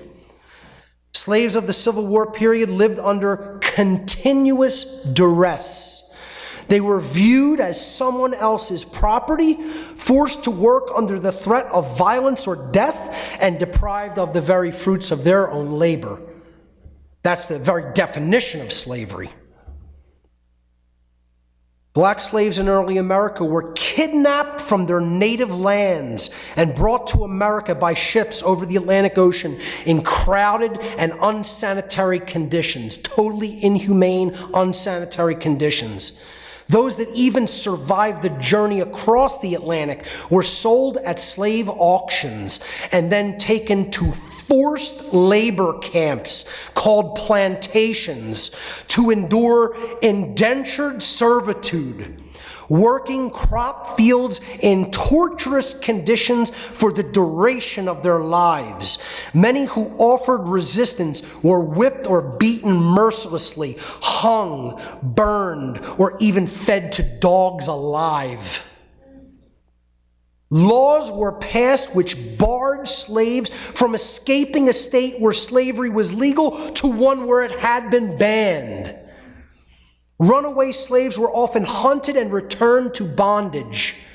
There were bounty hunters all over the northern states looking for escaped slaves from the southern states. And let me tell you something, folks. This is how the police forces of America started. Yeah, that's not revisionist history, ladies and gentlemen. That's real history.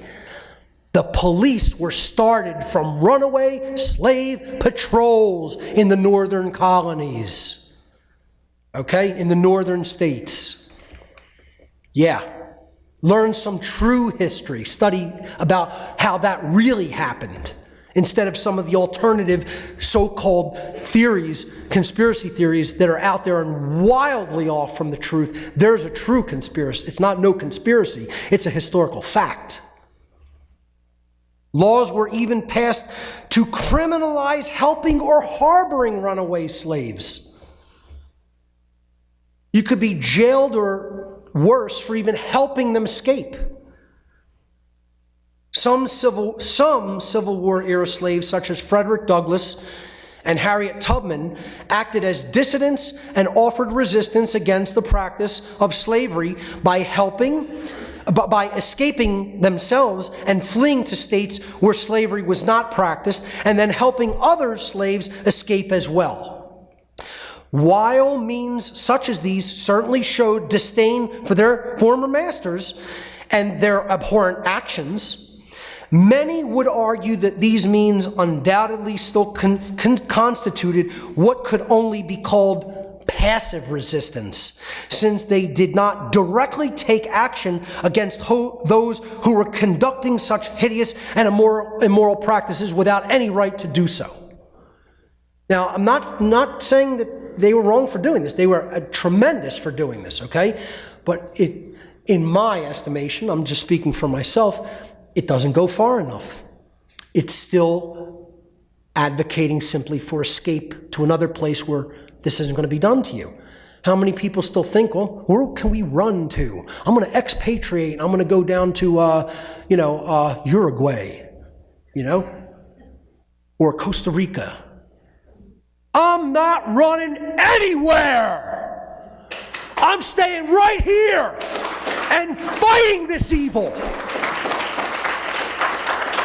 Not going anywhere. That's a patriot and a being with courage to fight evil.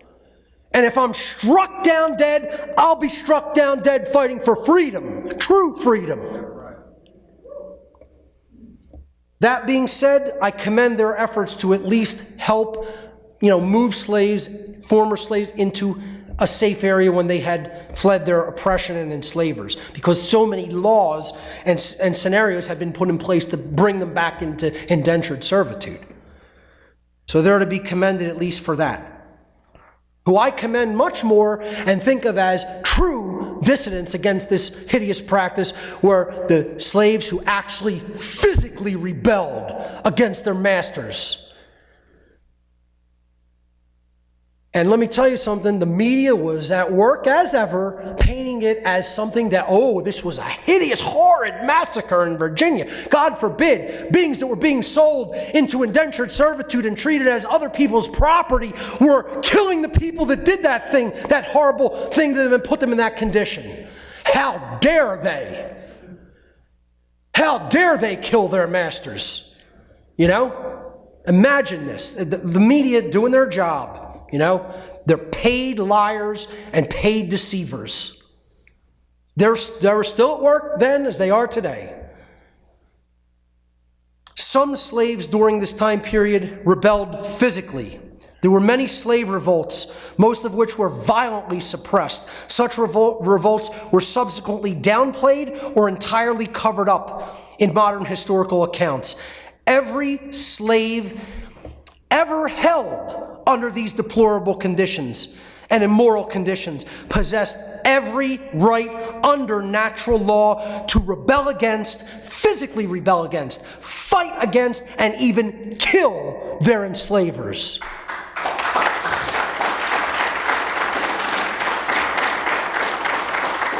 Now, that being said, many of them died trying to kill them.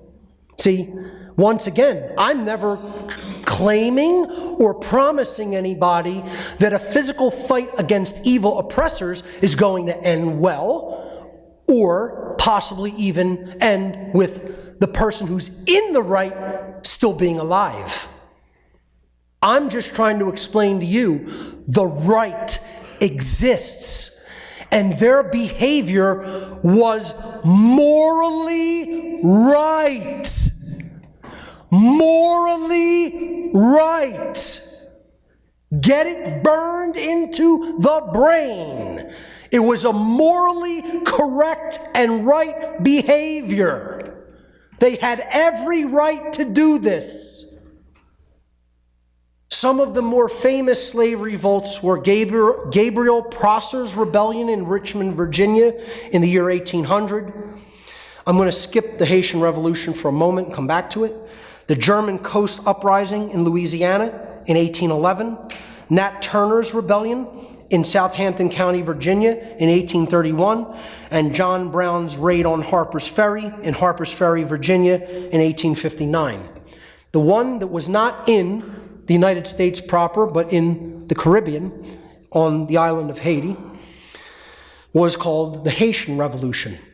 And it was the most brutal of any slave rebellion, and arguably the most successful of any slave rebellion. Because let me tell you something, folks, these guys and gals didn't play. They killed their masters often down to the last man, woman, and child with every right to do it.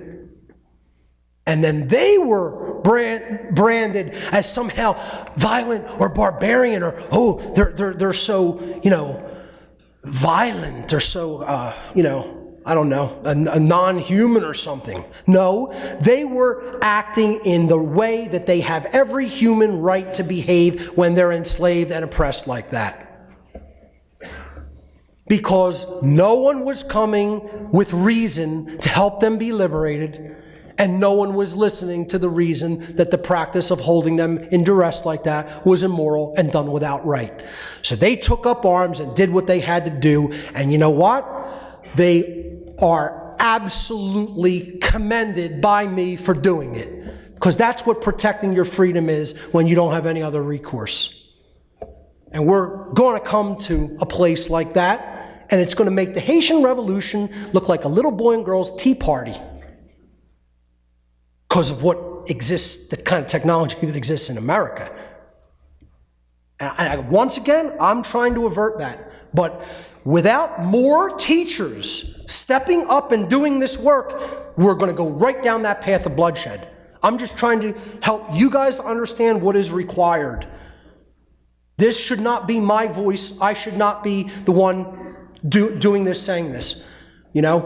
I should have 10 million choices to tag out to and have somebody else come in and pick up right where I leave off, if I so choose. Or if any of the other people so choose. There should be 10 million teachers worldwide of this information, of natural law. Minimum. I think we can get it done with 10 million. But probably no less than that. And I mean 10 million who know it as well as I know it, who know it as well as former mystery tradition initiates knew it, who knew it like someone like Richard Wetherill knows it, who knows it like someone like Larkin Rose knows it, etc. Like Lennon Honor, like all the other individuals who spoke here today. We need more teachers of true objective morality. I'm looking at you and I'm talking to you. We need to step up our efforts. People have to shed the fear of speaking out and start doing this in a way that you can reach as many minds as possible. I don't care what method you use to do it. You might not like my methodology, you might not like my tact or tone, and I couldn't give a shit. All I care about is that you put the information out that needs to be put out there, so we avert scenarios like this, because they're coming. And it's no joke, and it's nothing to laugh about. And when people recognize what war is, if it comes to this land, I'm telling you, most people are not psychologically prepared, and far fewer are physically prepared. I'm prepared in both aspects, and I'll die today if required, because I've done what I came here to do. You know, I'm fine. I'm fine with, you know, this having been my life up to this point. How many people can say that? Not many. I'm not saying that to, you know, put myself up on any kind of a pedestal. I'm just saying when you've realized your purpose and you've done what you're here to do, there is no fear of death at all. I don't consider it for a moment. Modern day anarchists, those who are saying no to slavery. Anarchists in modern times are dissidents, true dissidents, because they fully reject the belief in authority, and they reject having a ruling class or a centralized power structure to rule over them. Anarchists understand the truth that no being can legitimately rule another. By direct contrast, as we talked about earlier, every non-anarchist or statist is a supporter of slavery. And that's all I'm really going to say about the modern anarchist movement. That's what true anarchy is. You know, there's a lot of fake anarchists out there. I might do a presentation called Fake-Ass Anarchists. You know, all the hyphenized anarchists in the so-called anarchist movement, pranksters. Pranksters, if you know what that means in street lingo, okay? They're a joke who have no idea what real anarchy is at all, because they don't understand natural law principles and objective morality, nor do they understand that those come from the laws of creation, regardless of what you want to refer to that force as. They think we bestow rights on ourselves or on others. No, that's not how it works in nature. Rights are inherent to creation. And people have to understand that. As long as they don't understand that, they will never come to a correct understanding of natural law, and they will never understand how we are bound invariably according to universal moral law. Our behaviors are bound whether we like it or not, and we will receive the consequences of our behavior. There is no escape from that. And that is a universal, present condition that exists in nature. It does not come from man. So true anarchy is about understanding this is about no masters, no slaves, but it does not mean no rules. There will always be rules under natural law. It means no rulers. Those dissidents are my family, okay? And that's what we need a lot more of. The last section in the presentation today, deadly force. Very controversial territory. That which I haven't spoken on a great deal. Perhaps hinted at it, but not directly taken on this topic. We now arrive at a very controversial and disconcerting topic. When does one have the right to kill? To end by deadly force the life of another, should that other refuse to stop initiating violence against their person or their rights? When does one possess the right to kill those who are holding them in a state of duress? To understand this, or even consider the question, we have to understand the natural law distinction between force and violence. They are nothing alike. They are diametrically opposed opposites. Force is, in nature, the capacity to do work or cause physical change. Every single thing that you act upon to create any kind of change within your rights, you are conducting force.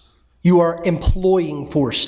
Force is synonymous scientifically with energy, strength, or active power being actively applied to something. And when it is within our natural rights, it is force. It is not coercion or violence. Force is action which exists in harmony with morality and natural law because the employment of it does not violate the rights of others.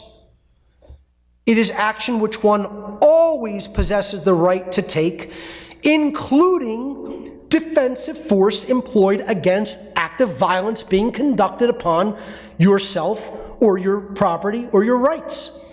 And that also includes the right to take defensive action against being held in a state of duress. It includes duress, meaning the threat of violence when you're not in compliance with another's coercive demands. You have the right to physically defend yourself in that instance. Violence, on the other hand, is the immoral use of physical power to coerce, compel, or restrain without right. There's no natural right to do this behavior. So violence, no one ever has the right to conduct. Violence is the initiation of coercive action which is in opposition to morality and natural law for the very reason that it violates the rights of others. That's where the word violence comes from. It comes from the root violation or violate. That's why it's called violence. Violence is action which one never possesses the right to take. It is always a wrongdoing to conduct violence upon another. That's the difference between force, especially defensive force, and violence. And people have to make that distinction philosophically. They have to understand it and be able to explain it. There is no such thing as the right to murder. Notice the word that I am using. There is no such thing as the right to murder. As a prescription against unjust killing, the fifth commandment of the Ten Commandments in the Old Testament scripture does not actually translate as, quote, do not kill, or thou shalt not kill. That is not what the fifth commandment of the Torah, the Old Testament, says. Although that's the way it's popularly translated in almost every biblical translation. The fifth commandment in Hebrew is transliterated into English. There's the Hebrew characters, but in English it would be transliterated as lo tirzak. And lo tirzak means do not murder. Thou shalt not commit murder, not thou shalt not kill. There is a crucial difference between the two translations. To murder is to act outside of one's natural law rights with violence against the life of another, without right. When someone transgresses against our natural law rights through violence, we always possess the right to defend ourselves with whatever amount of force is required to stop the aggression, up to and including deadly force. The Bible and the Ten Commandments, in historical, traditional, religious context, never says there is no time when you should not kill if you are doing it in a justified, true, right way, when your rights and life and property are being violated by those who will not listen to reason and stop performing those behaviors. It says do not murder, which means you shouldn't conduct violence against another person's life by initiating coercive action and possibly deadly force action when you have no such right to do that. Clear and critical, important distinction between those two modalities of behavior. And too few people understand them or are even comfortable with discussing the difference between killing and murder. If it's truly immoral to ever kill, well, did the revolutionaries have the right to kill the British soldiers who were oppressing them? Did the Haitian slaves have a right to kill their slave owners? Of course they had the right. 100% had the natural right to perform those behaviors. The people who were conducting murder upon these people, if they didn't obey their decrees and commands, had no such right. That's when it was immoral. To explore the original question further, let's consider the example of a kidnapping, which is a person being coercively taken against their will for nefarious reasons.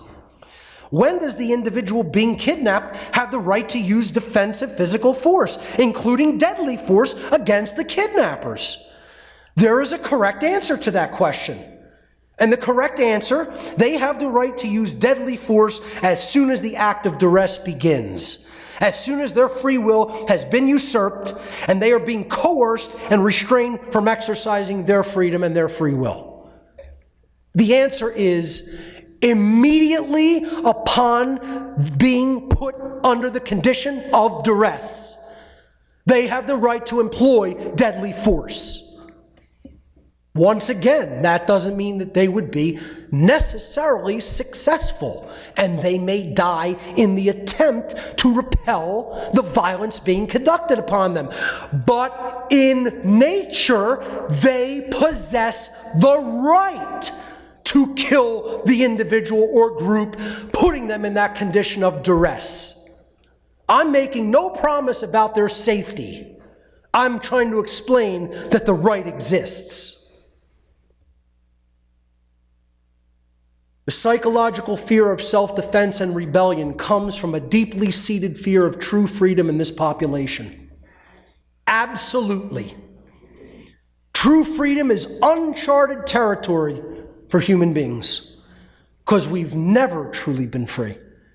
Even if you want to argue shortly after the colonists performed the rebellion, which was the first true, real act of rebellion against tyrants in large numbers, we might have enjoyed a little bit of physical freedom for a very short period of time. And I mean, it numbers in the years or less. Freedom is unexplored country. Hence, it is frightening to most people because most people fear the unknown. Moreover, people fear true freedom because true freedom implies and carries with it total personal responsibility, which most human beings do not want and which most human beings will attempt to avoid at all costs. Most people are also very fearful of the types of sacrifice that may be necessary to gain real freedom. And I go back to the American revolutionaries.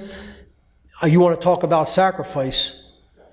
Walking through ice at Valley Forge with no boots or shoes, tying ripped pieces of their uniforms like rags around their feet, blood trailing them as they walked to go fight. That's the conditions they started the battle in. Imagine how they finished them. Less than 2,500 people left in the Revolutionary Army in freezing ice conditions in southern Pennsylvania and western New Jersey. And until you want to talk about having to really, really suck it up to get a job done. On Christmas Day, crossing the Delaware to go and attack the British, which was an unheard of tactic. The pre-dawn attack in blizzard-like conditions so that they had cover and weren't seen coming. They fought 5 times their numbers and it at least inflicted enough damage that they morally inspired other people to come and join the cause, and other militias came and joined their cause. You want to talk about sacrifice? We have no idea. None of us. I've talked on my podcast before of being at Valley Forge and feeling an energy literally like a boulder on my chest, because I know that I was there. I don't know how I know it, but I know it balls to bones that I was there. Okay? Because I feel the energy in that place. I don't even ever want to go back there ever again, and I only live a few miles from it. Because of the energetic vibration that I felt being present there almost made me physically ill. Almost every time I've been there, I felt it. If people won't fight for freedom, please do not tell me that you love yourself or anyone else. See, because that's real love. People will say, oh, you got to come more from the heart energy. You got to come more from a place of compassion. This is real love. Real love is telling people the harsh shit that no one else wants to tell them because you really love them at a soul level and they need to understand it.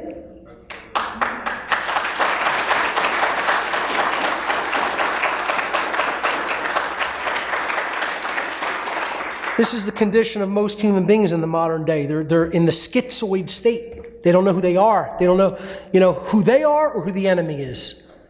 And that's what's required to win any war, especially the spiritual war that we are in. You have to know yourself and you have to know the enemy. And most people know neither. And they're sitting in this state here on the right with the key to their very freedom in their hands. And you know what they're doing? They're saying, who needs that? Slap it right out of there. Throw it at the person trying to give it to me. See, and that's what turning the other cheek really means. It doesn't mean forgive your oppressors endlessly. This notion of love your enemy. That's not what it means. Turning the other cheek and loving your enemy is not what these are false Christian notions. Real loving your enemy is loving those who are rejecting truth, even though they say that they want to be free. They're the real enemy because they're not getting it mentally and spiritually.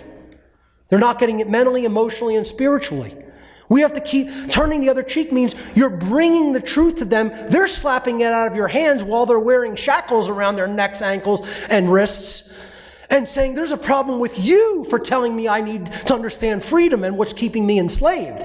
And then you know what you do? What real turning the other cheek is, you go pick up that key and you bring it back to them over and over and over and over and over and over and over again.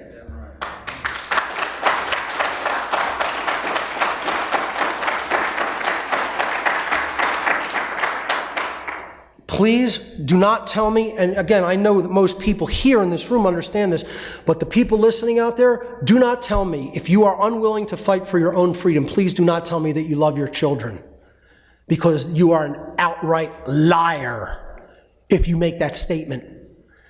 No parent who is not concerned about freedom loves their children truly, at its soul level, at a deep fundamental level. They don't even love themselves. How could they love their children? Once again, I use the example of my own grandmother on my father's side, who will probably die in that condition of ignorance and an enslaved mind, because her ego is too calcified to admit her wrong thoughts, feelings, and actions. Would say, I know that the world is enslaved, I don't intend to do anything about it, and I don't care. To her grandson's face. You think that being can love anybody? Now, that being said, I'm not going to say I hate that person. They're destroyed at a soul level. That's a destroyed soul. I feel horrible for that person. I would never want to be in that condition, I hope the person is somehow able to be reformed, but it would take literally an act of God. Literally. I don't have the power to transform a human being in that condition. I don't have that power or ability and would never claim that I have it. I'm not that powerful. That will take something that is infinitely more powerful than someone like me. But people have to, admit the truth that if you don't take an active stand for truth and freedom, don't tell me you love the generations that come after us, including your own biological children, because you don't. The people who are unwilling to fight for freedom, the state worshipers, the state enforcer thugs who follow their orders, the order followers, the house slaves, the pacifists. This is a big one for me. I talked about them. I had a whole section in Fake-Ass Christians, which, by the way, I'm going to be releasing Fake-Ass Christians publicly for free on Easter Sunday. I figured that's an appropriate day. So look for that on my website and YouTube on Easter Sunday. I release all my public material for free, but I reserve it, for early adopters in my gifts area to, get some donations in to help pay for the technology I need for a couple months after they publicly come out, after I actually have the video in my hands, whether I edit it or I have help editing it from another editor. And then I release them for free after that. So all of my info is always for free on my website. Except the very last presentation that I did, like I said, I put it out on DVD and flash drive for a couple months, then I release it for free. So, pacifists, oh boy, you want to talk about complicit with evil. These are people who would say there's never a time to physically defend yourself. How could that's a pure state of self-loathing. Pure state of self-loathing. Self-defense is one of the two pillars of enlightenment. You have to understand non-aggression. The non-aggression principle is the sacred feminine dynamic, but then you have to step into the masculine energy of the self-defense principle. And you have to be willing to defend your rights and your life and your freedom. So pacifists are unwilling to do that. Defeatists, oh, we can't win, the government's too powerful. Yeah, the people say, what do you need an AR-15 for, or an AK-47? You know, you can't defeat the modern military. Thank you. You can't defeat the modern military with that mindset. Don't speak for me. I'll take my chances with my AK. Okay? And I may die trying. But that means I died standing up to evil who's conducting duress without any right to do so.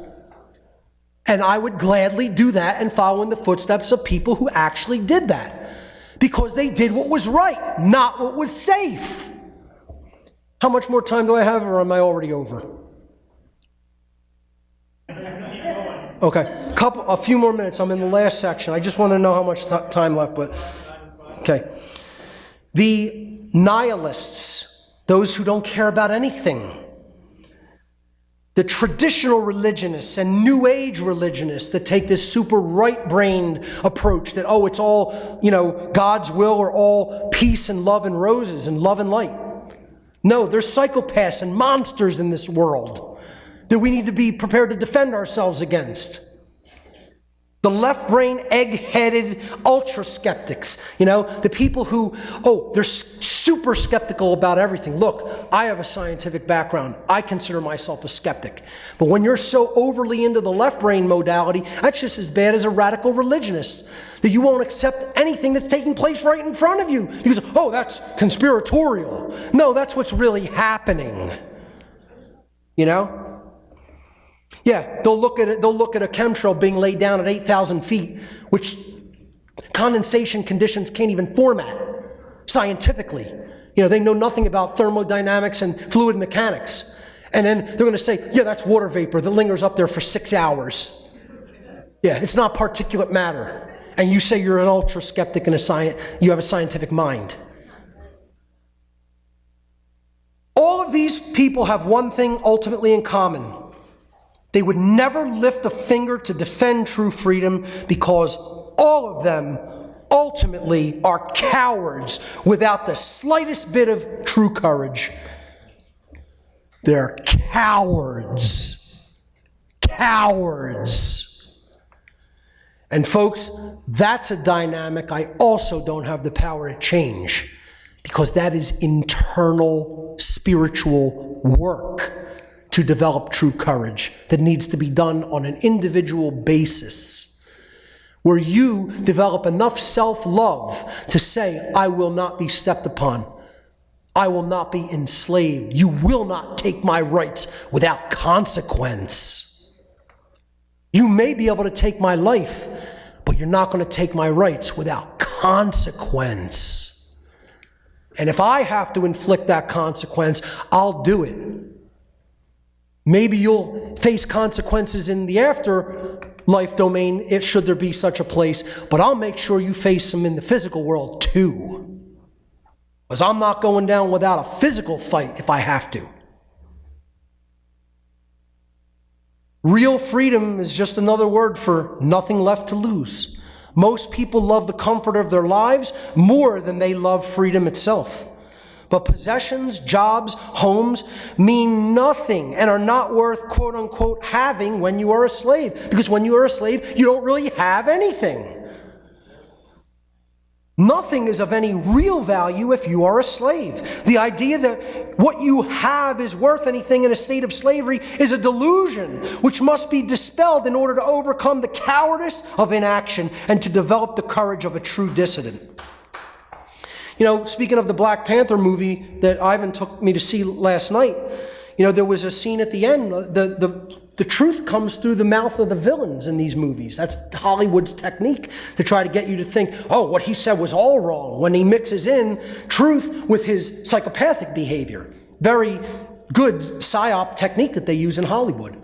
But the villain says at the end, when he's finally defeated by the hero with a spear to the chest, He tells him, we have the technology to save you. And he says, for what? So that you can imprison me?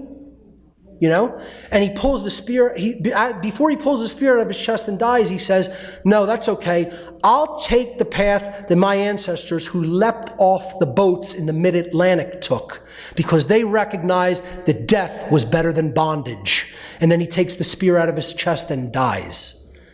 Now, I would certainly argue with the approach that he took in the movie, because he wanted to become the new king and oppressor. But they're putting words in his mouth that are absolutely true to get people not to understand them as being true, because the villain spoke them. You know? Big technique going on in Hollywood right now. There will never be true freedom here on earth unless and until that level of courage is developed within the human population. We already, quote unquote, have nothing left to lose. We have to say the lost word, no. There has to be a line in the sand where we say this far and no further. And let me tell you what my line in the sand is. When speech is curtailed or weaponry is begun to be removed or confiscated. Those are my lines in the sand. Because one makes my physical defense impossible, and one makes the communication of truth impossible. And we're seeing the first, and they're trying to get the second one done, but we're seeing the curtailing of free speech and censorship happening in this country that's supposed to be a land where free speech rights are protected. Because when the last word is not, the lost word is not accepted, and people will not back down when they're told, no, you may not come for my rights anymore, we have one recourse left, and I call that the last word. And let me tell you something, it's a loud, loud, loud word when it's spoken. It's going to be heard to the far ends of the solar system. And it's no joke and no game. You should look on YouTube at war footage and see what bullets do to the human body and what bombs do to the human body. You should psychologically watch it and understand it well. Because it ain't like it's depicted in Hollywood movies, folks. At all. At all. And that's going to come, this is going to come to America if we are not careful in how we proceed. And a big, big, big shouldering of responsibility comes directly down on the people who do understand this information that I'm presenting. Because if we shirk our responsibility to teach this widely and freely to as many people as we can reach, we're going to be complicit in what's going to happen. George Washington said, when any nation mistrusts its citizens with guns, it is sending a clear message. It no longer trusts its citizens because such a government has evil plans. Thomas Paine said, arms discourage and keep the invader and plunderer in awe and preserve order in the world as well as prosperity. Horrid mischief would ensue were the law-abiding deprived the use of firearms. The founding fathers of America explaining why it is necessary to have an AR-15 if the police and military have them. They knew and tried to tell us. See, this phrase is something I want to put out there more to help people to understand. Ultima ratio populi. It's Latin. It means the last reason of the people. Or as I like to refer to it, the last word. This is the final say and the final explaining of our rights to those who are oppressors and people who hold us in the condition of duress and slavery. And I do not want to see it have to come down to that, but if it does, just like the revolutionaries of America, I'll take that eventuality if I have to, because it will allow for the future preservation of the understanding of rights and freedom. That was the blood sacrifice that the founders and revolutionaries did for this nation. Because without them doing that, the idea of true freedom could have been buried and gone from the earth. It was preserved here in a deeper fashion than it ever has been anywhere else in the world, which has allowed someone's understanding like myself to flourish and grow about what real freedom is because of the words they wrote and how they were preserved and how other teachings of many other brilliant men and women were preserved as well. That's what the role of real education is, and that's why conscious parenting is so important, to teach the young moral principles. But see, that's going to become harder and harder as they ramp up censorship efforts. And this is a very, very dangerous proposition for them doing this. And then advancing these gun control agendas in conjunction with the censorship. Now they're trying to control the very narrative. They're trying to control our ability to explain the reality of the situation to others. And they have no right to do this. People will argue, oh, they're a private corporation, they have every right to control this, that, and the other thing. No, they're acting as a public service, and they're allowing the propagation of one side of the story without allowing the propagation of all sides of the story. Whether the person's right or wrong, they have the freedom of speech to put their take out online. And YouTube and Google and these other evil corporations that are trying to control the internet are doing something that is going to lead to war. It's going to lead to war. Traitors. Yeah, they're absolute traitors to this country and its people. Absolute traitors. Because as John F. Kennedy said, those who make peaceful revolution impossible will make violent revolution inevitable. And I would say self-defensive revolution will become inevitable, not violent. That's the only word he got wrong in that sentence. Yeah. Yep.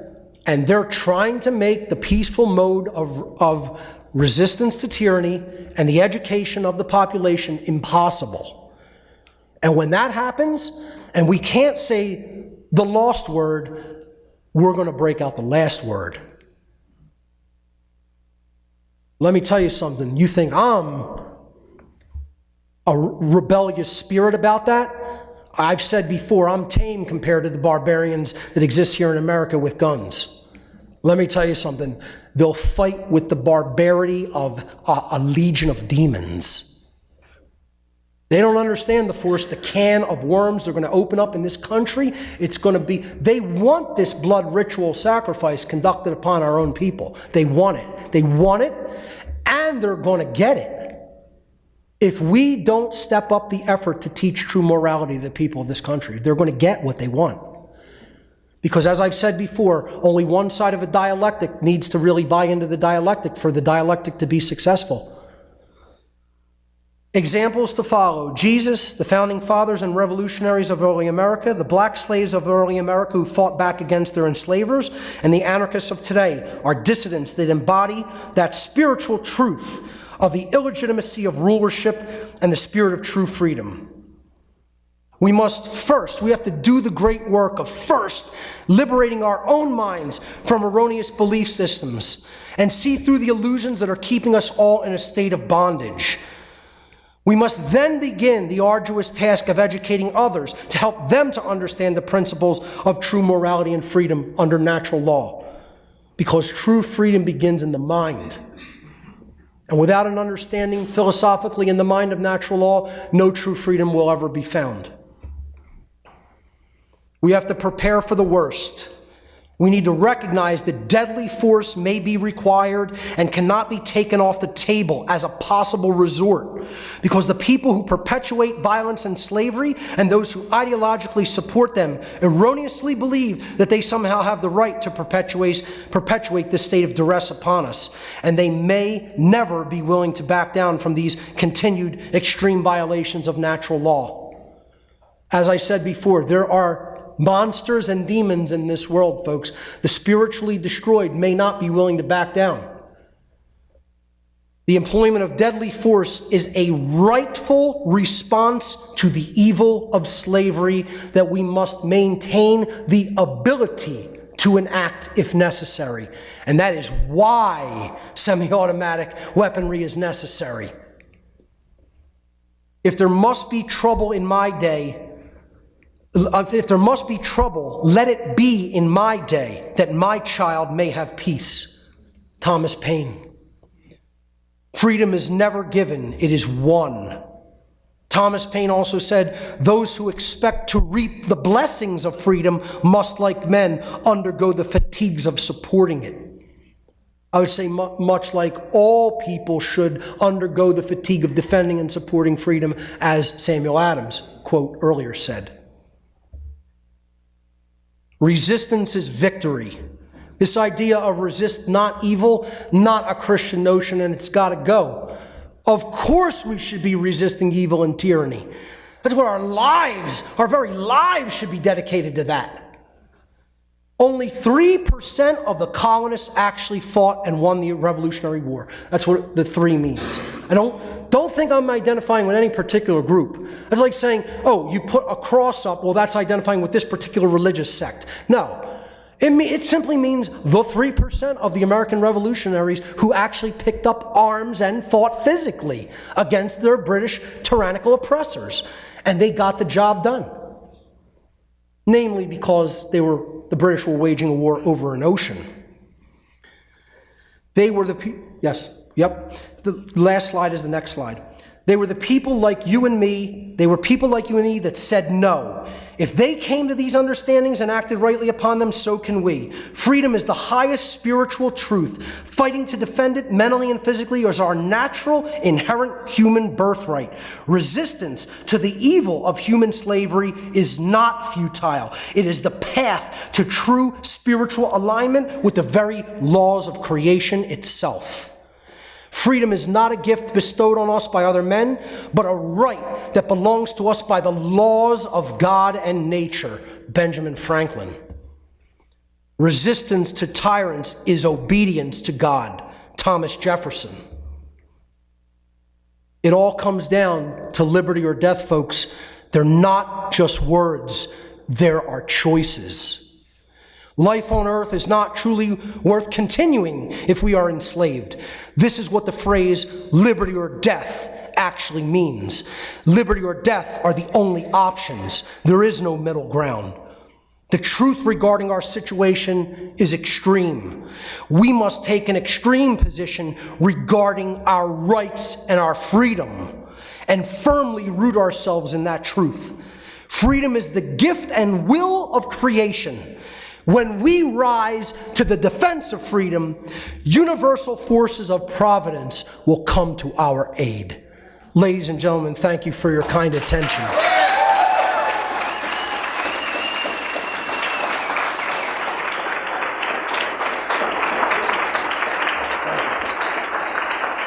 Thank you. Thank you very much. Ladies and gentlemen, Ivan Oyola.